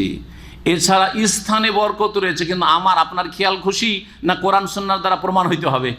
কোরআন সুন্নাহর দ্বারা প্রমাণ হইতে হবে। মক্কায় বরকত নেই, মদিনায় বরকত নেই, ফিলিস্তিনে বাইতুল মুকাদ্দাসে বরকত নেই। আল্লাযী বারাকানা হাওলাহু, আল্লাহ বলেছেন ফিলিস্তিনে বরকত আছে। তাহলে বরকত আছে, হ্যাঁ বরকতে জামানি আছে, বরকতে মাকানি আছে, স্থানগত হয়ে গেল। জামানা কালগত বরকত, রমজানে বরকত নেই, বরকত আছে না? রাতের শেষ তৃতীয় অংশে বরকত নেই, দোয়া কবুল হয় কি হয় না? তাহলে বোঝা গেল যে জামানাতে বরকত আছে, ঠিক না? শুক্রবারে বরকত নেই, শুক্রবার দিন তো বরকত আছে। শুক্রবার আসর থেকে মাগরিব, এটা ফজিলতের সময় নয়, দোয়া কবুল হওয়ার সময় নয়, বরকতের সময় নয়। জি হ্যাঁ, তাহলে বরকতে জামানি আছে, বরকতে মাকানি আছে, তারপর বেশ কিছু বস্তু আছে তাতে বরকত আছে। এই বরকতের কিছু আল্লাহ পাঠিয়ে দেন। সেগুলি কি ছিল? মূসা আলাইহিস সালাম এবং হারুন আলাইহিস সালামের পরিত্যক্ত যেসব বস্তু ছিল তা একটা সন্দুকে রাখা ছিল, যেটা বনি ইসরায়েলদের বিরুদ্ধে যখন কাফের শক্তিরা লড়াই করেছিল তখন এই বনি ইসরায়েলদের কাছ থেকে কেড়ে নিয়ে চলে গেছিল, দখল করে নিয়ে চলে গেছিল। সেটা আল্লাহ ফিরিয়ে দিলেন, তালুতের বাড়ির গেটে এসে হাজির ওই সন্দুক, ওই বাক্স এসে হাজির। কারা হাজির করলেন? ফেরেশতারা নিয়ে এসে হাজির করে দিলেন। ফেরেশতারা মুহূর্তের মধ্যে নিয়ে এসে হাজির করে দিলেন। আল্লাহ বললেন আল নবীকে যে ওদেরকে বলো যে তোমরা তালুতের বাড়ির কাছে দাঁড়িয়ে থাকো, আর যেই বাক্স তাবুত তোমাদের কাছ থেকে কেড়ে নিয়ে চলে গেছে ওই জালেম কাফেররা, সেই বাক্স কোথায় তারা লুকিয়ে রেখেছে তোমরা জানো না। তাদের বাড়ি থেকে উড়ে চলে আসবে ফেরেশতারা, নিয়ে তাহমেল হুল মালাইকা, নিয়ে আসার পরে তালুত যে রাজা যাকে নিযুক্ত করেছেন আল্লাহ, তার গেটের সামনে আল্লাহ হাজির করে দিবেন। তারপরে মানবে কি মানবে না তালুতকে রাজা? আল্লাহ বললেন হ্যাঁ যে এটা মানতে হবে। তখন তারা বলে হ্যাঁ এইটা যদি দেখিয়ে দেওয়া হয় তাহলে মানবো। ঠিক আছে, আল্লাহ দেখাই দিলেন। এখন শোনেন, আল্লাহ বলছেন ইন্না আয়াতামাল মুলকিহি, তালুতের রাজত্বের দলিল হচ্ছে আইয়াতিয়াকুমুত তাবুত, তোমাদের কাছে এই বাক্স চলে আসবে, ফিহে সাকিনাতুম মির রাব্বিকুম, যাতে তোমাদের প্রতিপালকের পক্ষ থেকে শান্তির ব্যবস্থা রয়েছে, বাকিয়াতুম মিম্মা তারাকা আলু মূসা ওয়া আলু হারুন, আর তাতে মূসা আলাইহিস সালামের বংশ আর হারুন আলাইহিস সালামের বংশের যা পরিত্যক্ত বস্তু তাও রয়েছে কিছু। তাহমেলুহুল মালাইকা, যেই তাবুতকে, যে বাক্সকে ফেরেশতারা বহন করে নিয়ে আসবে। ইন্না ফি যালিকা লাআয়াতাল লাকুম, নিশ্চয়ই এতে রয়েছে তোমাদের জন্য স্পষ্ট নিদর্শন, ইন কুনতুম মুমিনিন, যদি তোমরা বিশ্বাসী হও। জি, চলে আসলো তাবুত এসে হাজির। এতে বরকতের সাথে সাকিনা, শান্তি রয়েছে। জিহাদ যখন চলবে তখন শরীরের শক্তির সাথে সাথে মানসিক শক্তির প্রয়োজন। মনোবলটা হচ্ছে সবচেয়ে বড় বল, ঠিক না? যদি মূসা আলাইহিস সালামের আর হারুন আলাইহিস সালামের পরিত্যক্ত বস্তু এ বাক্স জিহাদের ময়দানে থাকে আর তোমরা লড়াই করো, তো মানসিক শক্তি বাড়বে না বাড়বে না? মনোবল শক্তিশালী হবে না হবে না? এটাকে বলা হয়েছে মনের শান্তি, কারণ সবসময় এটাকে উদ্ধার করার চেষ্টা করবে।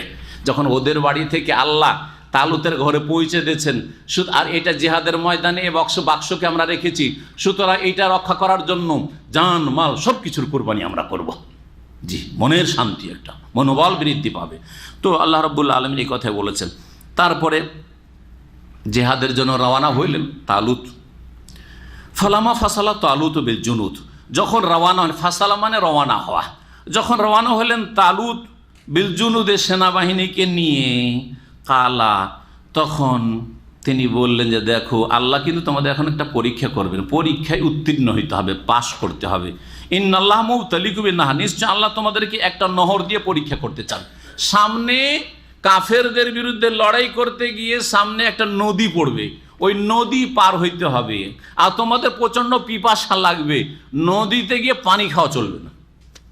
পিপাসা লাগবে, নদী থেকে পানি খাওয়া চলবে না, পানি খেলে হেরে যেতে হবে, অচল হয়ে যাবে। মানুষ বেশি খাওয়ার পরে কি হয়ে যায়, আর বিশেষ করে বেশি ক্ষুধার পরে যদি খান তো আরও অচল হয়ে যান, ঠিক না? বেশি পিপাসার পরে পানি খেয়ে বেকার হয়ে গেছে সব, আল্লাহ পরীক্ষা ফেলে দিয়েছে, পানি খাওয়া যাবে না। খুব পিপাসা লেগেছে তো একটা কাজ করি, এক অঞ্জলি নিয়ে শুধু একটু, ব্যাস এক ঢোকের বেশি না, হ্যাঁ, মন ভরে পানি খেতে পারবে না। আল্লাহ বলছেন নিশ্চয় তোমাদেরকে আল্লাহ পরীক্ষা করতে চান একটি নহর, একটি নদীর মাধ্যমে। ফামান শারিবা মিনহু, যে ওই নদী থেকে পান করবে, ফালাইসা মিন্নি, সে আমার দলভুক্ত হইতে পারবে না, মানে সেনাবাহিনীতে আসতে পারবে না, লড়াই করতে পারবে না। অমাল্লাম ইয়াতামহু, আর যে স্বাদ গ্রহণ করবে না, পানি মুখে নিবেই না, ফাইন্নাহু মিন্নি, সে আমার দলের। যদি এত পিপাসা লেগেছে তারপরেও আল্লাহ নিষেধ করেছেন, পরীক্ষা ফেলেছেন, এই পানি খেলেই হেরে যাব, পানি খেলেই হিম্মত থাকবে না লড়াই করা, সুতরাং পানি খাবো না, পানি পান করব না, সে আমার দলে থাকবে। তালুত বললেন ইল্লা মানি তারাফা গোরফাতাম বিয়াদে, তবে কেউ যদি হাতের এক অঞ্জলি নিয়ে এইভাবে একটা ঢোক পানি পান করে, নদী থেকে, নদীতে মুখ লাগিয়ে পানি খেতে পারবে না, বড় এক অঞ্জলি নিয়ে একটু পানি খেয়ে কোনো রকম করে মুখটা শুকিয়ে যাচ্ছে ভিজিয়ে নেবে, তাহলে চলবে, এটার পারমিশন আছে। ফাশারিবু মিনহু, নদী দেখে আর পিপাসার তাড়ো নাই, সকলেই পানি পান করে নিল, ইল্লা কালিলা মিনহু, অল্প কয়েকজন ছাড়া, অল্প কিছু লোক ছাড়া। তাদের সংখ্যা ছিল 313 জন, বদরের মুজাহিদিনদের সংখ্যার সমান। কতজন বদরে ছিলেন? 313, মাত্র 313 জন এখন কাজের যোগ্য, এরা লড়াই করতে, বাকিগুলো সব ফেল। কয়েক হাজার সেনাবাহিনী সব হচ্ছে ফেল, ওখান থেকেই ফিরছে, আর তাদের ক্ষমতা থাকলো না শরীর লড়াই করার।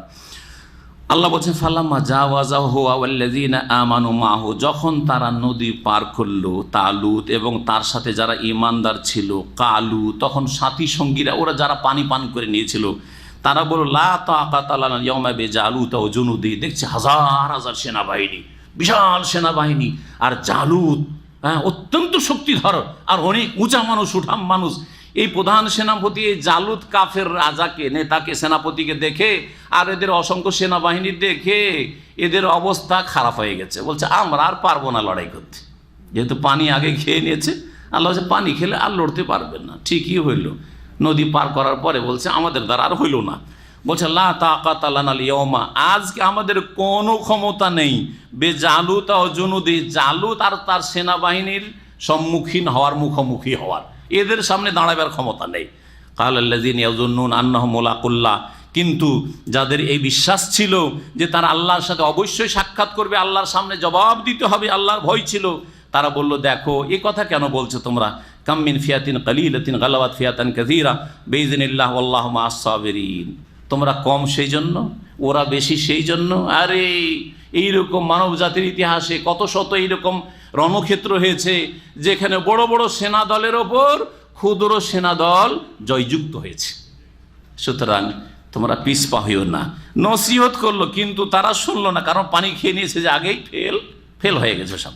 বললেন তারা কাম মিন ফিয়াতিন কালিলাহ, কত শত, কাম খাবরিয়া, এটা কত শত সেনা দল, অল্প কত স্বল্প সেনা দল, গালাবাত ফিয়াতান কাসিরা, বহু বড় সেনা দলের ওপর জয়যুক্ত হয়েছে, বেইজনিল্লাহ আল্লাহর ইচ্ছাই, আল্লাহ মা'আস সাবিরিন, আল্লাহ ধৈর্যশীলদের সাথে রয়েছেন। সুতরাং ধৈর্য সহকারে লড়াই করো। নবী করিম সাল্লাল্লাহু আলাইহি ওয়াসাল্লাম তাই বলেছেন যে সশস্ত্র লড়াইয়ের কাফেরদের মুখোমুখি হওয়ার জন্য আকাঙ্ক্ষা করবেন না, মানে শখ করে যাওয়ার দরকার নেই, কিন্তু যখন মুখোমুখি হয়ে গেছো ফাসবুতু, তাহলে অটলতা প্রমাণ করো, সুদৃঢ়তা প্রমাণ করো যে আর পিছপা হব না।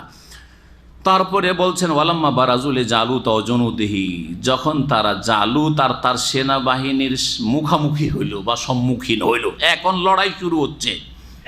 লড়াইয়ের পূর্বে সুন্নত হচ্ছে কোরআনী নির্দেশ এবং নবী মুহাম্মদ রাসূলুল্লাহ সাল্লাল্লাহু আলাইহি ওয়াসাল্লামের প্রত্যেকটি জিহাদের সুন্নাহ। আর বদরের যুদ্ধেও হাদিস আপনাদের জানা সহিহ বুখারীতে রয়েছে, যুদ্ধের আগে কি করতে হবে? দোয়া করতে হবে, আল্লাহর কাছে খুব বেশি দোয়া করবে। জি, তারা দোয়া করতে লাগলেন সম্মুখীন হওয়ার আগে কাফেরদের, রব্বানা আফরিগ আলাইনা সাবরা ওয়া সাব্বিত আকদামানা ওয়ানসুরনা আলাল কওমিল কাফিরিন, হে আমাদের প্রতিপালক আমাদের ওপর ধৈর্য ঢেলে দাও, আফরাগা মানে ঢেলে দাও, ওয়া সাব্বিত আকদামানা আমাদের পদগুলিকে সুদৃঢ় করো, প্রতিষ্ঠিত করো, ওয়ানসুরনা আলাল কওমিল কাফিরিন আর কাফের জাতির ওপর আমাদেরকে বিজয় দান করো, সাহায্য করো। লড়াই শুরু হয়ে গেল, 313 জন মাত্র লড়াই করলো, বাকি তো সব বেকার ফালতু হয়ে গেছে পানি পান করে। ফাহাজামুহুম বিইذনিল্লাহ, এই কাফের সম্প্রদায়কে আল্লাহর হুকুমে তারা কি করলো? পরাজিত করলো। হাজিমা মানে পরাজিত করা, পরাস্ত করলো। ওয়া কাতালা দাউদ ও জালুতা, এই তালুত যে রাজা ছিলেন, এই রাজার অধীনে একজন সেনাপতি ছিলেন দাউদ আলাইহিস সালাম, যিনি একজন যুবক মানুষ, 18-20 বছর কোন কোন তাফসীর রিওয়ায়াতে রয়েছে বয়স ছিল। আর পরে সাধারণত সমস্ত নবীরা নবুয়ত পান কত বছর বয়সে? 40-এ। পরে তিনি নবী হয়েছেন, তখন পর্যন্ত নবী তিনি হননি। একজন সাধারণ মানুষ হিসাবে জিহাদ ফি সাবিলিল্লাহ এই 313 জনের একজন ছিল। কিন্তু দাউদ আলাইহিস সালামকে যে আল্লাহ শক্তি দিয়েছিলেন, হ্যাঁ, লড়াইয়ের, জালুতকে কেউ মারবে কেউ সাহস করেনি, একমাত্র দাউদ আলাইহিস সালাম তিনি জালুতের উপর এমন হামলা করলেন যে জালুতকে একেবারে হত্যা করে ফেললেন। জি হ্যাঁ, তাই আল্লাহ কোরআনে এই বিষয়টি বিশেষ করে বর্ণনা করছেন, ওয়াকাতালা দাউদ ও জালুতা, দাউদ আলাইহিস সালাম জালুত যে কাফের রাজা ছিল তাকে হত্যা করে ফেললেন, হত্যা করলেন। ওয়া আতাহুল্লাহুল মুলকা ওয়াল হিকমাতা, তারপরে আল্লাহ কি করলেন? কিছুদিন পরে তালুতের জামানা শেষ হয়ে গেল, দাউদ আলাইহিস সালাম নবীও হইলেন, আর তার সাথে সাথে হ্যাঁ রাজাও বাদশাও হইলেন। বলছেন ও আতাহুল্লাহুল মুলকা, আল্লাহ তাকে রাজত্ব দান করলেন দাউদ আলাইহিস সালামকে, অল হিকমাতা এবং প্রজ্ঞা দান করলেন, মানে হিকমা এর সাথে মুলকের সাথে নবুয়াত, এখানে হিকমা মানে তাহলে হচ্ছে নবুয়াত, ওহির জ্ঞান দান করলেন মানে নবী করলেন। ও আল্লামাহু মিম্মা ইয়াশা, আর যা কিছু চাইলেন আল্লাহ তাকে শিক্ষা দান করলেন ওহির মাধ্যমে। তারপরে আল্লাহ রাব্বুল বলছেন যে মানব জাতির ইতিহাসে এক দল আর এক দলের বিরুদ্ধে সংগ্রামে থাকবেই, লড়াই চলতে থাকবে। আল্লাহ রাব্বুল আলামিন সৃষ্টিগত নীতিমালা হচ্ছে যে এক দলকে দিয়ে আর এক দলকে প্রতিহত করা। যদি আল্লাহ প্রতিহত না করেন, কোনো একটি শক্তিশালী দলকে সব সময় রেখে দেন, অথচ তারা জালেম, তাহলে পৃথিবীতে শান্তিতে কেউ বাস করতে পারবে না। যখনই জালেম মাথা চাড়া দিয়েছে, কিছুদিন জুলুম চালিয়েছে, অত্যাচার করেছে, আর তারপরে তাদেরকে আল্লাহ দমন করার জন্য এক দলকে তৈরি করেছেন। এটি হচ্ছে আল্লাহ রাব্বুল আলামিন সৃষ্টিগত নীতিমালা, সুন্নাতুল্লাহ। তাই বলছেন ওয়ালাউলা দাফউল্লাহিন নাসা বা'দাহুম বিবা'দ, যদি আল্লাহ রাব্বুল আলামিনের প্রতিহত না করা হইতো মানুষের একটি দলকে আর একটি দলের মাধ্যমে, বা'দাহুম বিবা'দ, একটি দলকে জালেম দলকে আরেকটি দল দিয়ে যদি আল্লাহ প্রতিহত না করতেন, লাফাসাদাতিল আরদু, পৃথিবীতে বিপর্যয় সৃষ্টি হয়ে যেত, মানুষ হয়ে বাস করতে পারতো না, হিংস্র পশুর চাইতেও খারাপ হয়ে যেত। আজকে পৃথিবীতে মানুষকে খুন করার জন্য যেসব অস্ত্রের প্রতিযোগিতা করছে আজকে সারা বিশ্বে, কোনো প্রাণী করছে? হ্যাঁ, হিংস্র পশু করছে, বাঘ ভল্লুক করছে, শুকুর কুকুরে করছে, ওদেরও লড়াই হয়, কিন্তু অস্ত্র জমা করে রাখে না যে মারবো। কিন্তু মানুষকে খুন করার জন্য প্রথম বিশ্বযুদ্ধ হয়ে গেছে, দ্বিতীয় বিশ্বযুদ্ধ হয়ে গেছে, এখন তৃতীয় বিশ্বযুদ্ধের জন্য সারা পৃথিবীর যারা শক্তিধর তারা রেডি হয়ে আছে। অস্ত্রের প্রতিযোগিতা চলছে, কাকে খুন করার জন্য? বন জঙ্গলের জানোয়ার খুন করার জন্য না, এ মানুষ খুন করার জন্য। জি হ্যাঁ, তো আল্লাহ রাব্বুল আলামিন জালেমদেরকে প্রতিহত করার যদি নিজাম না রাখতেন, এই সৃষ্টিগত নীতিমালা, তো পৃথিবী অশান্তিতে ভরে যেত। ওয়ালাকিন্নাল্লাহ যু ফদলিন আলাল আলামিন, তবে আল্লাহ রাব্বুল আলামিন বিশ্ব জগতের ওপর বড় অনুগ্রহকারী। তিলকা আয়াতুল্লাহ, এ হচ্ছে আল্লাহ রাব্বুল আলামিনের বিধানাবলী। নাতলুহা আলাইকা বিল হক, যা সত্য সহকারে তোমাকে পড়ে শোনাচ্ছি হে নবী মুহাম্মদ সাল্লাল্লাহু আলাইহি সাল্লাম, আমার ফেরেশতা জিবরিল আলাইহিস সালামের মাধ্যমে।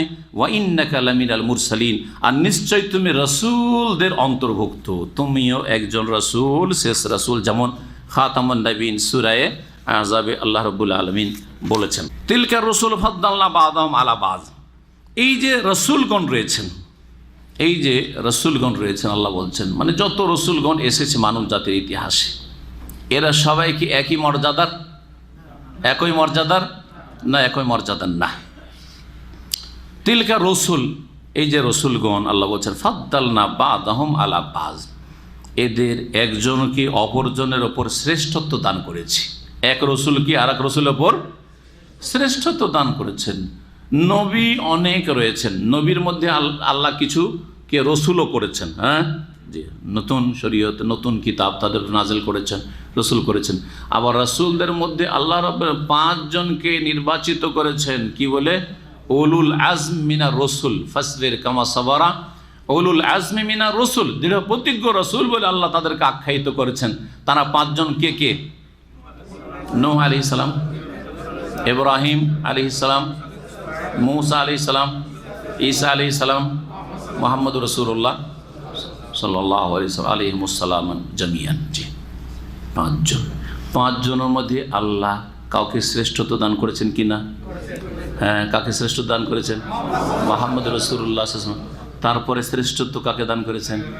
ইব্রাহিম আলাইহিস সালামকে আল্লাহ খলিল বলেছেন। হ্যাঁ, ইন্নাল্লাহা কাদ ইত্তাখাযা ইব্রাহিমা খলিলা কামা ইত্তাখাযানি খলিলা, নবী করিম সাল্লাল্লাহু আলাইহি ওয়াসাল্লাম বলছেন আল্লাহ অন্তরঙ্গ বন্ধু খলিল হিসাবে ইব্রাহিম আলাইহিস সালামকে গ্রহণ করেছেন, যেমন আমাকে খলিল হিসাবে গ্রহণ করেছেন। তাহলে 5 জনের মধ্যে আবার 2 জন হ্যাঁ সবচেয়ে শ্রেষ্ঠ। জি হ্যাঁ, এই ফজিলত, আমাদের যে এই ফজিলত সম্পর্কে, শ্রেষ্ঠত্ব সম্পর্কে আলোচনা করা জায়েজ কিনা একটি মাসলা। মানে আমরা জনগণ, মুসলিম মানুষ, যদি এক নবীর ওপর আর এক নবীর শ্রেষ্ঠত্ব রয়েছে, এই কথাগুলি বলার জায়েজ না জায়েজ নয়, ঠিক না বেঠিক? নবীদের মধ্যে যদি ফজিলত জায়েজ হয়, তাহলে আলেমদের মাঝে অমুক আলেম অমুকের চাইতে বড়, এটা বলা জায়েজ কিনা? এগুলো মাসলা আপনাকে জানতে হবে, কারণ মেলা শেখ আপনাদের সামনে আছে না নাই? অমুক আলেমের চাইতে অমুক আলেম বড় বলা যাবে না? যাবে না। ওই রকম নবীদের ক্ষেত্রেও ঢালাহারে না। জি, একটা শর্তের সাথে। ফজিলত বর্ণনা করতে গিয়ে, শ্রেষ্ঠত্ব বর্ণনা করতে গিয়ে কারো মানহানি যেন না হয়, গুরুত্বপূর্ণ কথা। বোঝা গেছে? দেখেন, নবীদের কথা এখন রাখেন, আলেম ওলামাদের কথা রাখেন। আপনার 5টা ছেলে আছে, ঠিক আছে?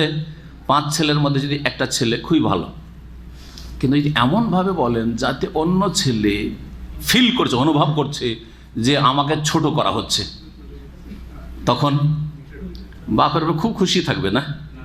মায়ের উপর খুব খুশি থাকবে না? কখনো খুশি হবে না। তখন ওর মধ্যে বিদ্রোহ সৃষ্টি হবে, ওর বিদ্বেষ সৃষ্টি হবে, তারপর ওর হিংসা করবে, বাপ মাকেও খারাপ মনে করবে, বাপ মার কথা শুনতে চাইবে না। আপনার ছেলে আপনাকে দেখবে বা তোমার ছেলে তোমাকে দেখবে, আমরা তো তোমার ছেলেই না। করবে না? করবে না? হ্যাঁ, সুতরাং এটা জায়েজ না। এটা করাটা আপনার জ্ঞানীর পরিচয় নয়, জ্ঞানী বাপের পরিচয় নেই, জ্ঞানী মায়ের পরিচয় নেই।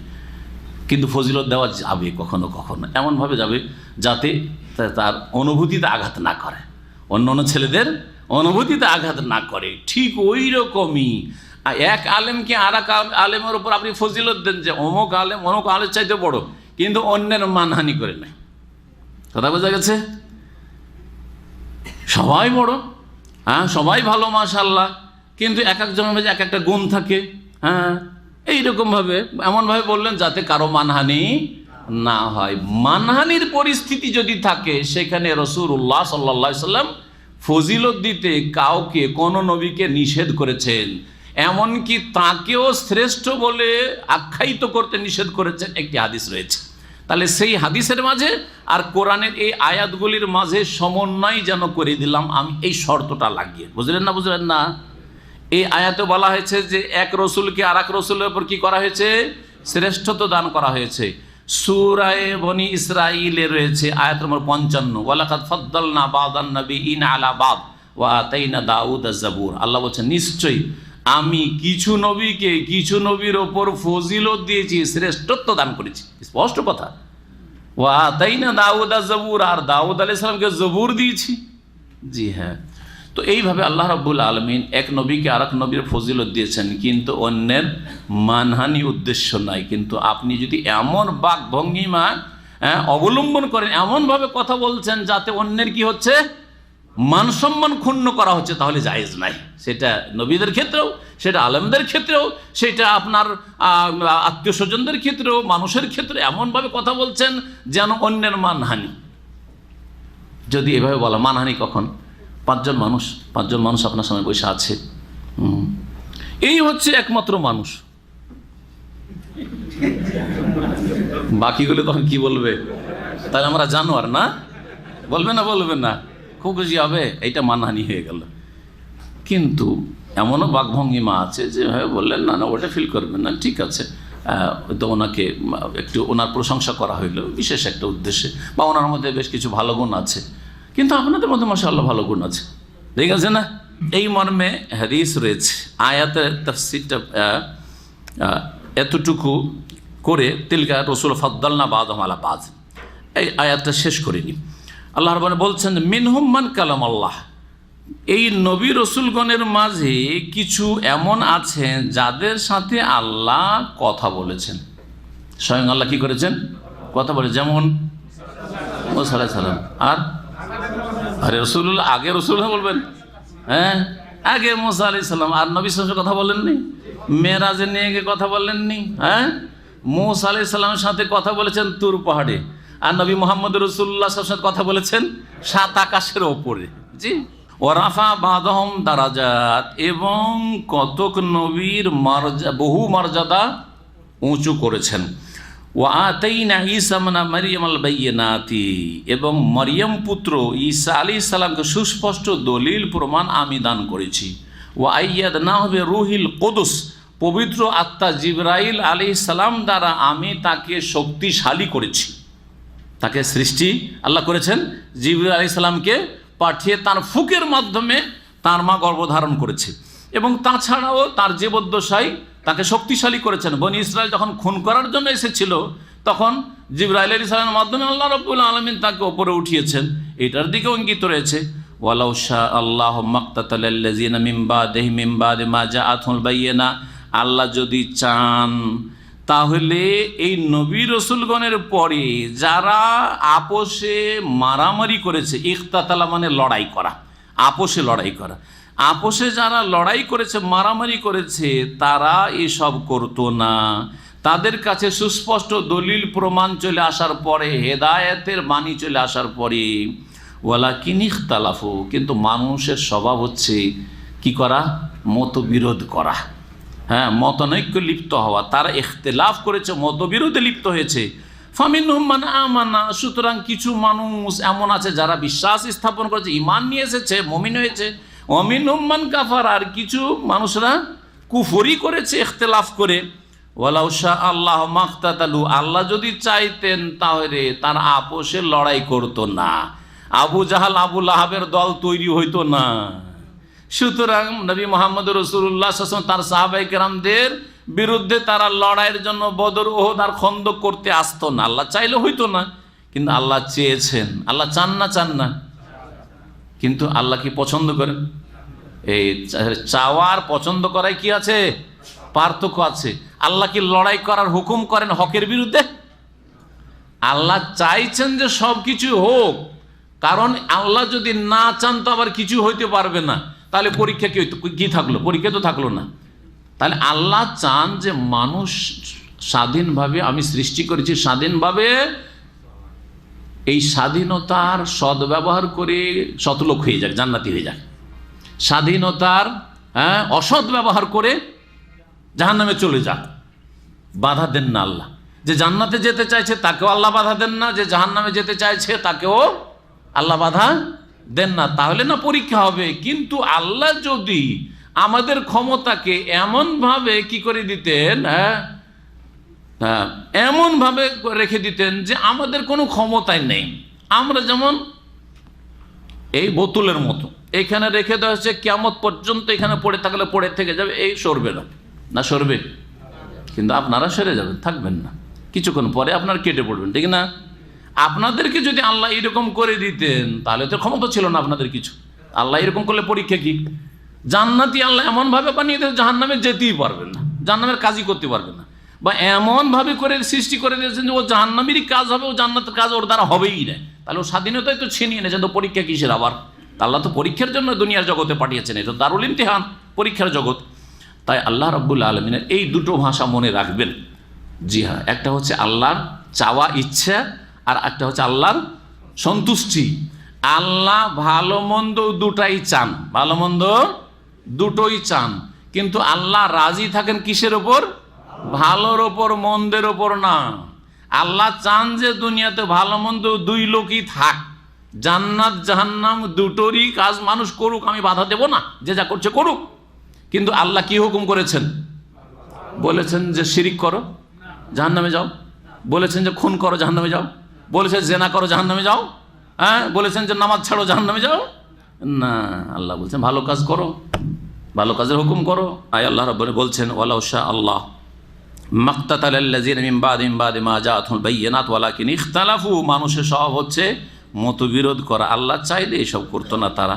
তাদের কিছু লোক ঈমান নিয়ে এসেছে, তাদের কিছু লোক কুফরি করেছে। ওয়ালাউ শাআ আল্লাহ, তার আল্লাহ যদি চাইতেন তো তারা আপোষে লড়াই করতো না। ওয়ালাকিন্নাল্লাহা ইয়াফআলু মা ইউরিদ, তবে আল্লাহ যা চান তাই করেন। ইয়া আইয়ুহাল্লাযীনা আমানু, হে মুমিন সকল, আনফিকু মিম্মা রাযাকনাকুম, তোমাদেরকে যা আমি উপজীবিকা স্বরূপ দিয়েছি তা থেকে ব্যয় করো। আমাদের রিজিক স্বরূপ আমাদেরকে যা দিয়েছেন ব্যয় করতে হবে। রিজিক মানে শুধু পয়সা না, যদিও জনগণ আম মানুষ বুঝে রিজিক মানে কি? খাদ্যবস্তু, পানীয় বস্তু, ভোগের সামগ্রী। হ্যাঁ, ভোগের সামগ্রী শুধু টাকা কি? ভোগের সামগ্রী শুধু জমি জায়গা সম্পদ না? ভোগের সামগ্রী তুমি খরচ করবে যেমন টাকা পয়সা থেকে, জমি জায়গা থেকে, তোমার ফসল থেকে, তেমনি তোমার বিদ্যাটাও রিজিক। সুতরাং হে ব্যক্তি, তোমাকে যে এলেম দিয়েছি এলেম থেকেও খরচ করো। এলেম খরচ করতে হবে না? হবে না? দিনের এলেম থাকলে খরচ করা ফরজ। যাকে আল্লাহ দিনের জ্ঞান দান করেছেন অন্যকে দিতে হবে, শিখাইতে হবে, যাতে কোরআন হাদিসের এলেম না উঠে যায়। যদি বোবা হয়ে বসে থাকে আর কোরআন হাদিসের শিক্ষা না দিতে এলেম উঠে যাবে না? তাহলে এটাও রিজিক। এতে থেকে আল্লাহ আনফিকু বলেছেন, ব্যয় করতে হবে। দুনিয়ার এলেম মুসলিমদের কাছে বড় বড় বৈজ্ঞানিক আছে, তাহলে তাদেরকেও বলা হচ্ছে যে তোমাদেরকে আল্লাহ এই রিজিক দিয়েছেন, বিজ্ঞান দিয়েছেন, পাণ্ডিত্য দান করেছেন, তোমাদেরকে মেডিকেলের জ্ঞান দান করেছেন। সুতরাং এতে থেকে খরচ করো। সৎ নিয়তে যদি খরচ করো তো আল্লাহ উত্তম প্রতিদান দুনিয়া আখেরাতে দেবেন। মুসলিম জাতিতে কিছু মানুষ আমি তৈরি করে যাব, যাতে করে মুসলিম জাতি স্বাবলম্বী হইতে পারে, দেশ শক্তিশালী হইতে পারে, তাহলে দুনিয়া আখেরাতে এর আজর পাবে, বদলা পাবে। আর যদি পেট ব্যবসায়ী হয় যে আমি মেডিকেল শিখাবো কিন্তু আমার স্যালারি কত, হ্যাঁ, আমার ফ্যাসিলিটি কত, আমাকে আপনি কি দেবেন, আমি একটা টেকনোলজি আপনাকে শিখিয়ে দেব কিন্তু এর ওপর এত টাকা দিতে হবে, তাহলে আপনি যেটা চেয়েছেন সেটা পেয়েছেন, টাকা পেয়েছেন, আপনি জাতির উদ্দেশ্যে কিছু করেননি, সুতরাং কিছু পাবেন না আখেরাতে। কথা বোঝা গেছে না বা যায়নি?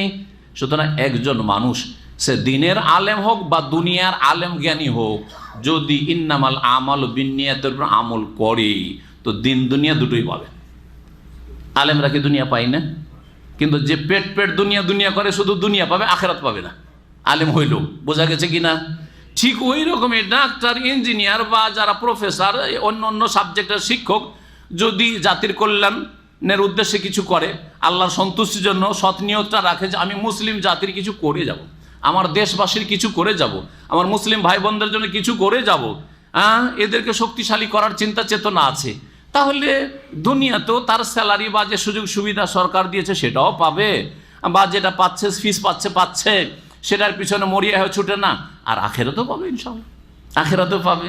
আল্লাহ বলছেন আনফিকু মিম্মা রাযাকনাকুম, তোমাদেরকে যা আমি উপজীবিকা স্বরূপ দান করেছি তা থেকে তোমরা ব্যয় করো। বিদ্যা, বুদ্ধি, চিন্তা, চেতনা, সময় ব্যয় করেন। দিনের কাজে সময় দিতে হবে, দিনের কাজে সময় দাও। সময়টাও আপনার রিজিক। আল্লাহ আপনাকে আয়ু দিয়েছেন, এটা আপনার রিজিক না? সুতরাং এই আয়ু থেকে কিছু সময় ইবাদত বন্দিগিতে ফরজ, কিছু আছে সুন্নত মুস্তাহাব, তাহাজ্জুদ, সালাতুদ দুহা, আর কিছু পার্সোনাল এবাদত, কিছু এবাদতে মুতাআদ্দি, যে এবাদত দিয়ে শুধু আপনার পার্সোনাল লাভ হবে না, বরং জাতির লাভ হবে। সময় দিচ্ছেন আপনি শ্রম দিচ্ছেন, আপনি পরামর্শ দিচ্ছেন, ইত্যাদি ইত্যাদি। যে কোনোভাবে যে আল্লাহর দিনের জন্য বা মুসলিম জাতির জন্য কাজ করবে তারা এই আয়াতের অন্তর্ভুক্ত হবে। আনফিকু মিম্মা রাযাকনাকুম, তোমাদেরকে যে উপজীবিকা দান করেছি তা থেকে তোমরা ব্যয় করো। মিন কাবলি আন ইয়াতিয়া ইয়াউম, সেই দিন আসার আগেই। কারণ সেই দিন আসলে আর সেই দিন কোনো কিছু খরচ করতে পারবে না, হাতে কিছু থাকবেও না, আর থাকলেও খরচ করার জায়গা সেটা না, সেটা বদলার জগৎ, সেটা কর্মজগৎ না, সেটা হচ্ছে হাসরের মাঠ, বিচার দিবস, মৃত্যুর পরের জগৎ। মৃত্যুর পরে কবরেও আকাঙ্ক্ষা করবে যে আল্লাহ ফিরিয়ে দাও, কিছু ভালো কাজ করে আসি। আর বিচার দিবসে আল্লাহর কাছে দরখাস্ত করে আল্লাহ ফিরিয়ে দাও, রব্বের জিউল্লাহ আল্লি আমাল সালেহ, আল্লাহ ফিরিয়ে দাও, তাও হবে না।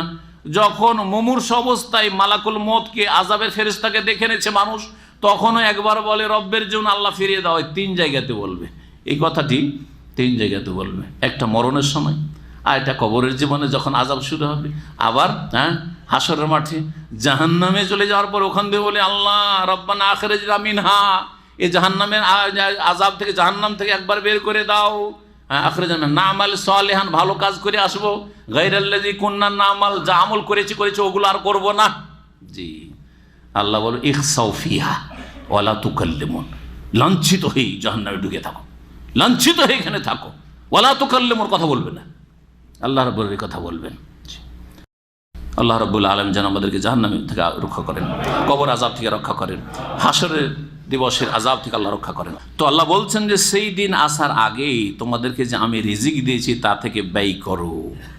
কি সেই দিনটা কেমন হবে? বলছে সেই দিন লা বাইউন ফিহা, সেখানে কোনো ব্যবসা বাণিজ্য থাকবে না। ব্যবসা থাকলে তো একটা সুবিধা আছে, যে কিছু জিনিস আপনার কাছে আছে, আমার কাছে পয়সা আছে, কিনে নিলাম। আমার বাড়িকে সুন্দর করে সাজিয়ে নিলাম, ফার্নিচার আপনার কাছে, টাকা আমার কাছে। বাড়ি একেবারে দেখতে খারাপ হয়েছিল, সুন্দর করে সাজিয়ে নিলাম, করলাম না? আপনার কাছে টাকা নেই কিন্তু কিছু মাল সামান আছে, আরে মাল সামান টাকার দরকার আমার, টাকা আপনার হাতে, পকেটে টাকা চলে, পকেট গরম হয়ে গেল। দুনিয়াতে চলছে, কিন্তু আখিরাতে এসব ব্যবসা বাণিজ্য কেনা বেচা থাকবে না। ওয়ালা খুল্লাতুন, আর না কোনো বন্ধুত্ব থাকবে, কোনো দোস্তি থাকবে না।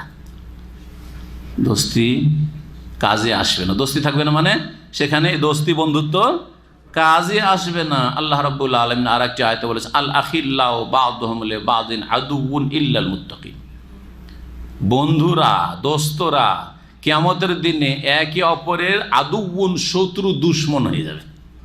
যাদের সাথে বন্ধুত্ব দোস্তি করেছেন আর বহু পাপ করিয়েছেন আর করেছেন ওর কারণে, যে হারাম কাজ করেছেন, পাপে লিপ্ত হয়েছেন ওই বন্ধুর কারণে, সেই দিন সব দুশমন হয়ে যাবে।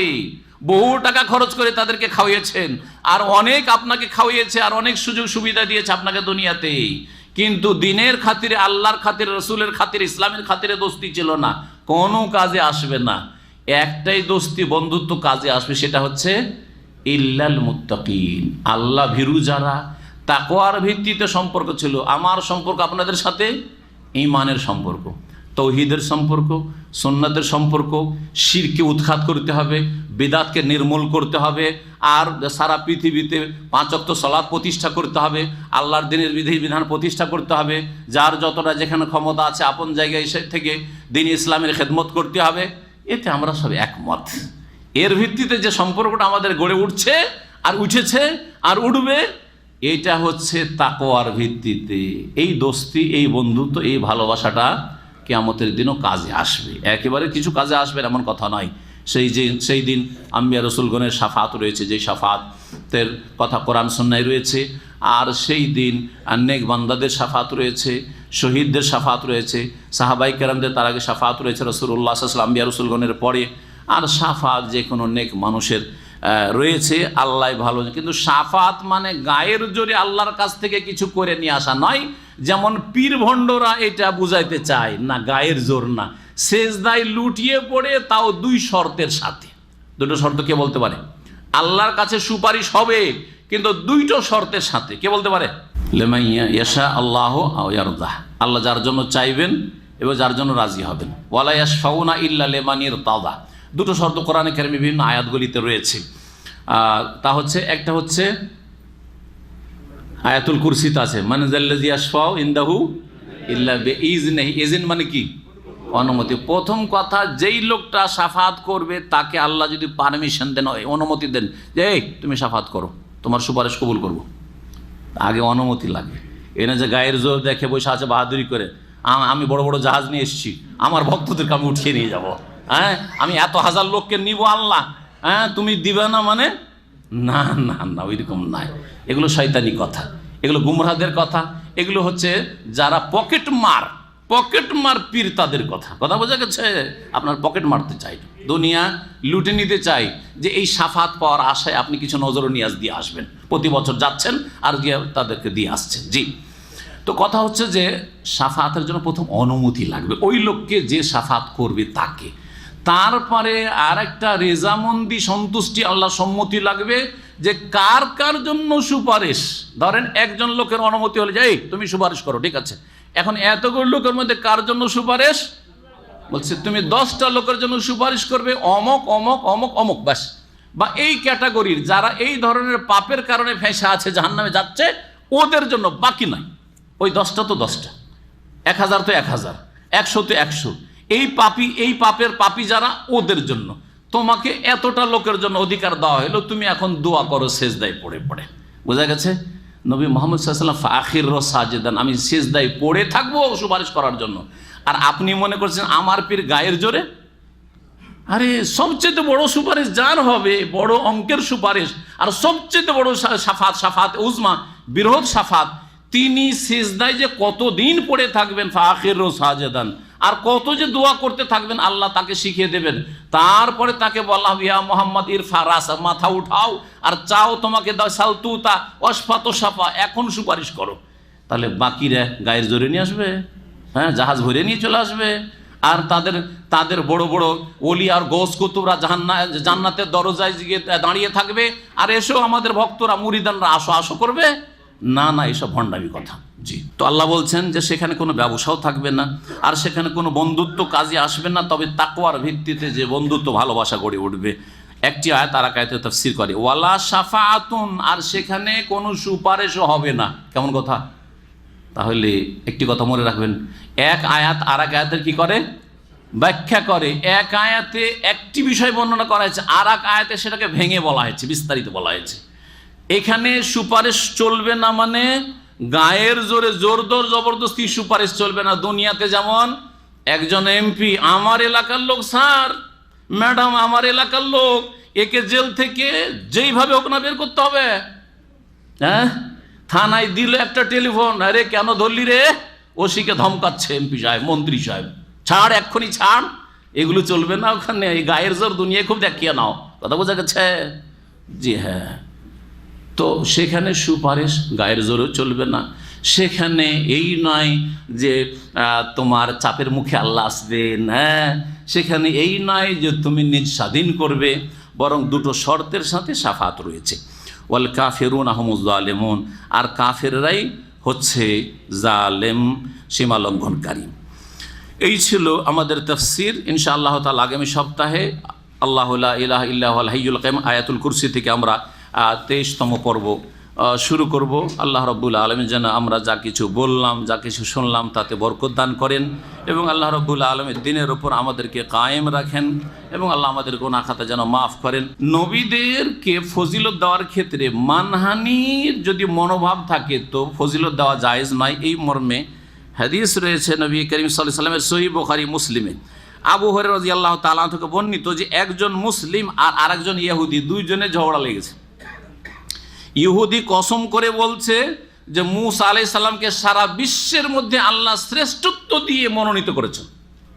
মুসলিমে খুব রাগ হয়ে গেছে, আরে মূসা আলাইহিস সালামকে আমাদের রাসূলের প্রাধান্য দিয়ে দিল, তখন মুসলিম হাতটা উঠিয়ে দিয়েছে একটা চড়, একটা ফাল্লাতা মা বেহা ওয়াজহাল ইয়াহুদি ফাকাল এই খবিস, এই খবিস ও আলা মোহাম্মদ সাল্লাল্লাহু আলাইহি ওয়াসাল্লাম, মোহাম্মদ সাল্লাল্লাহু আলাইহি ওয়াসাল্লামের উপরও মুসাকে শ্রেষ্ঠত্ব দেওয়া হয়েছে, এটা তোর কথা মানা যাবে?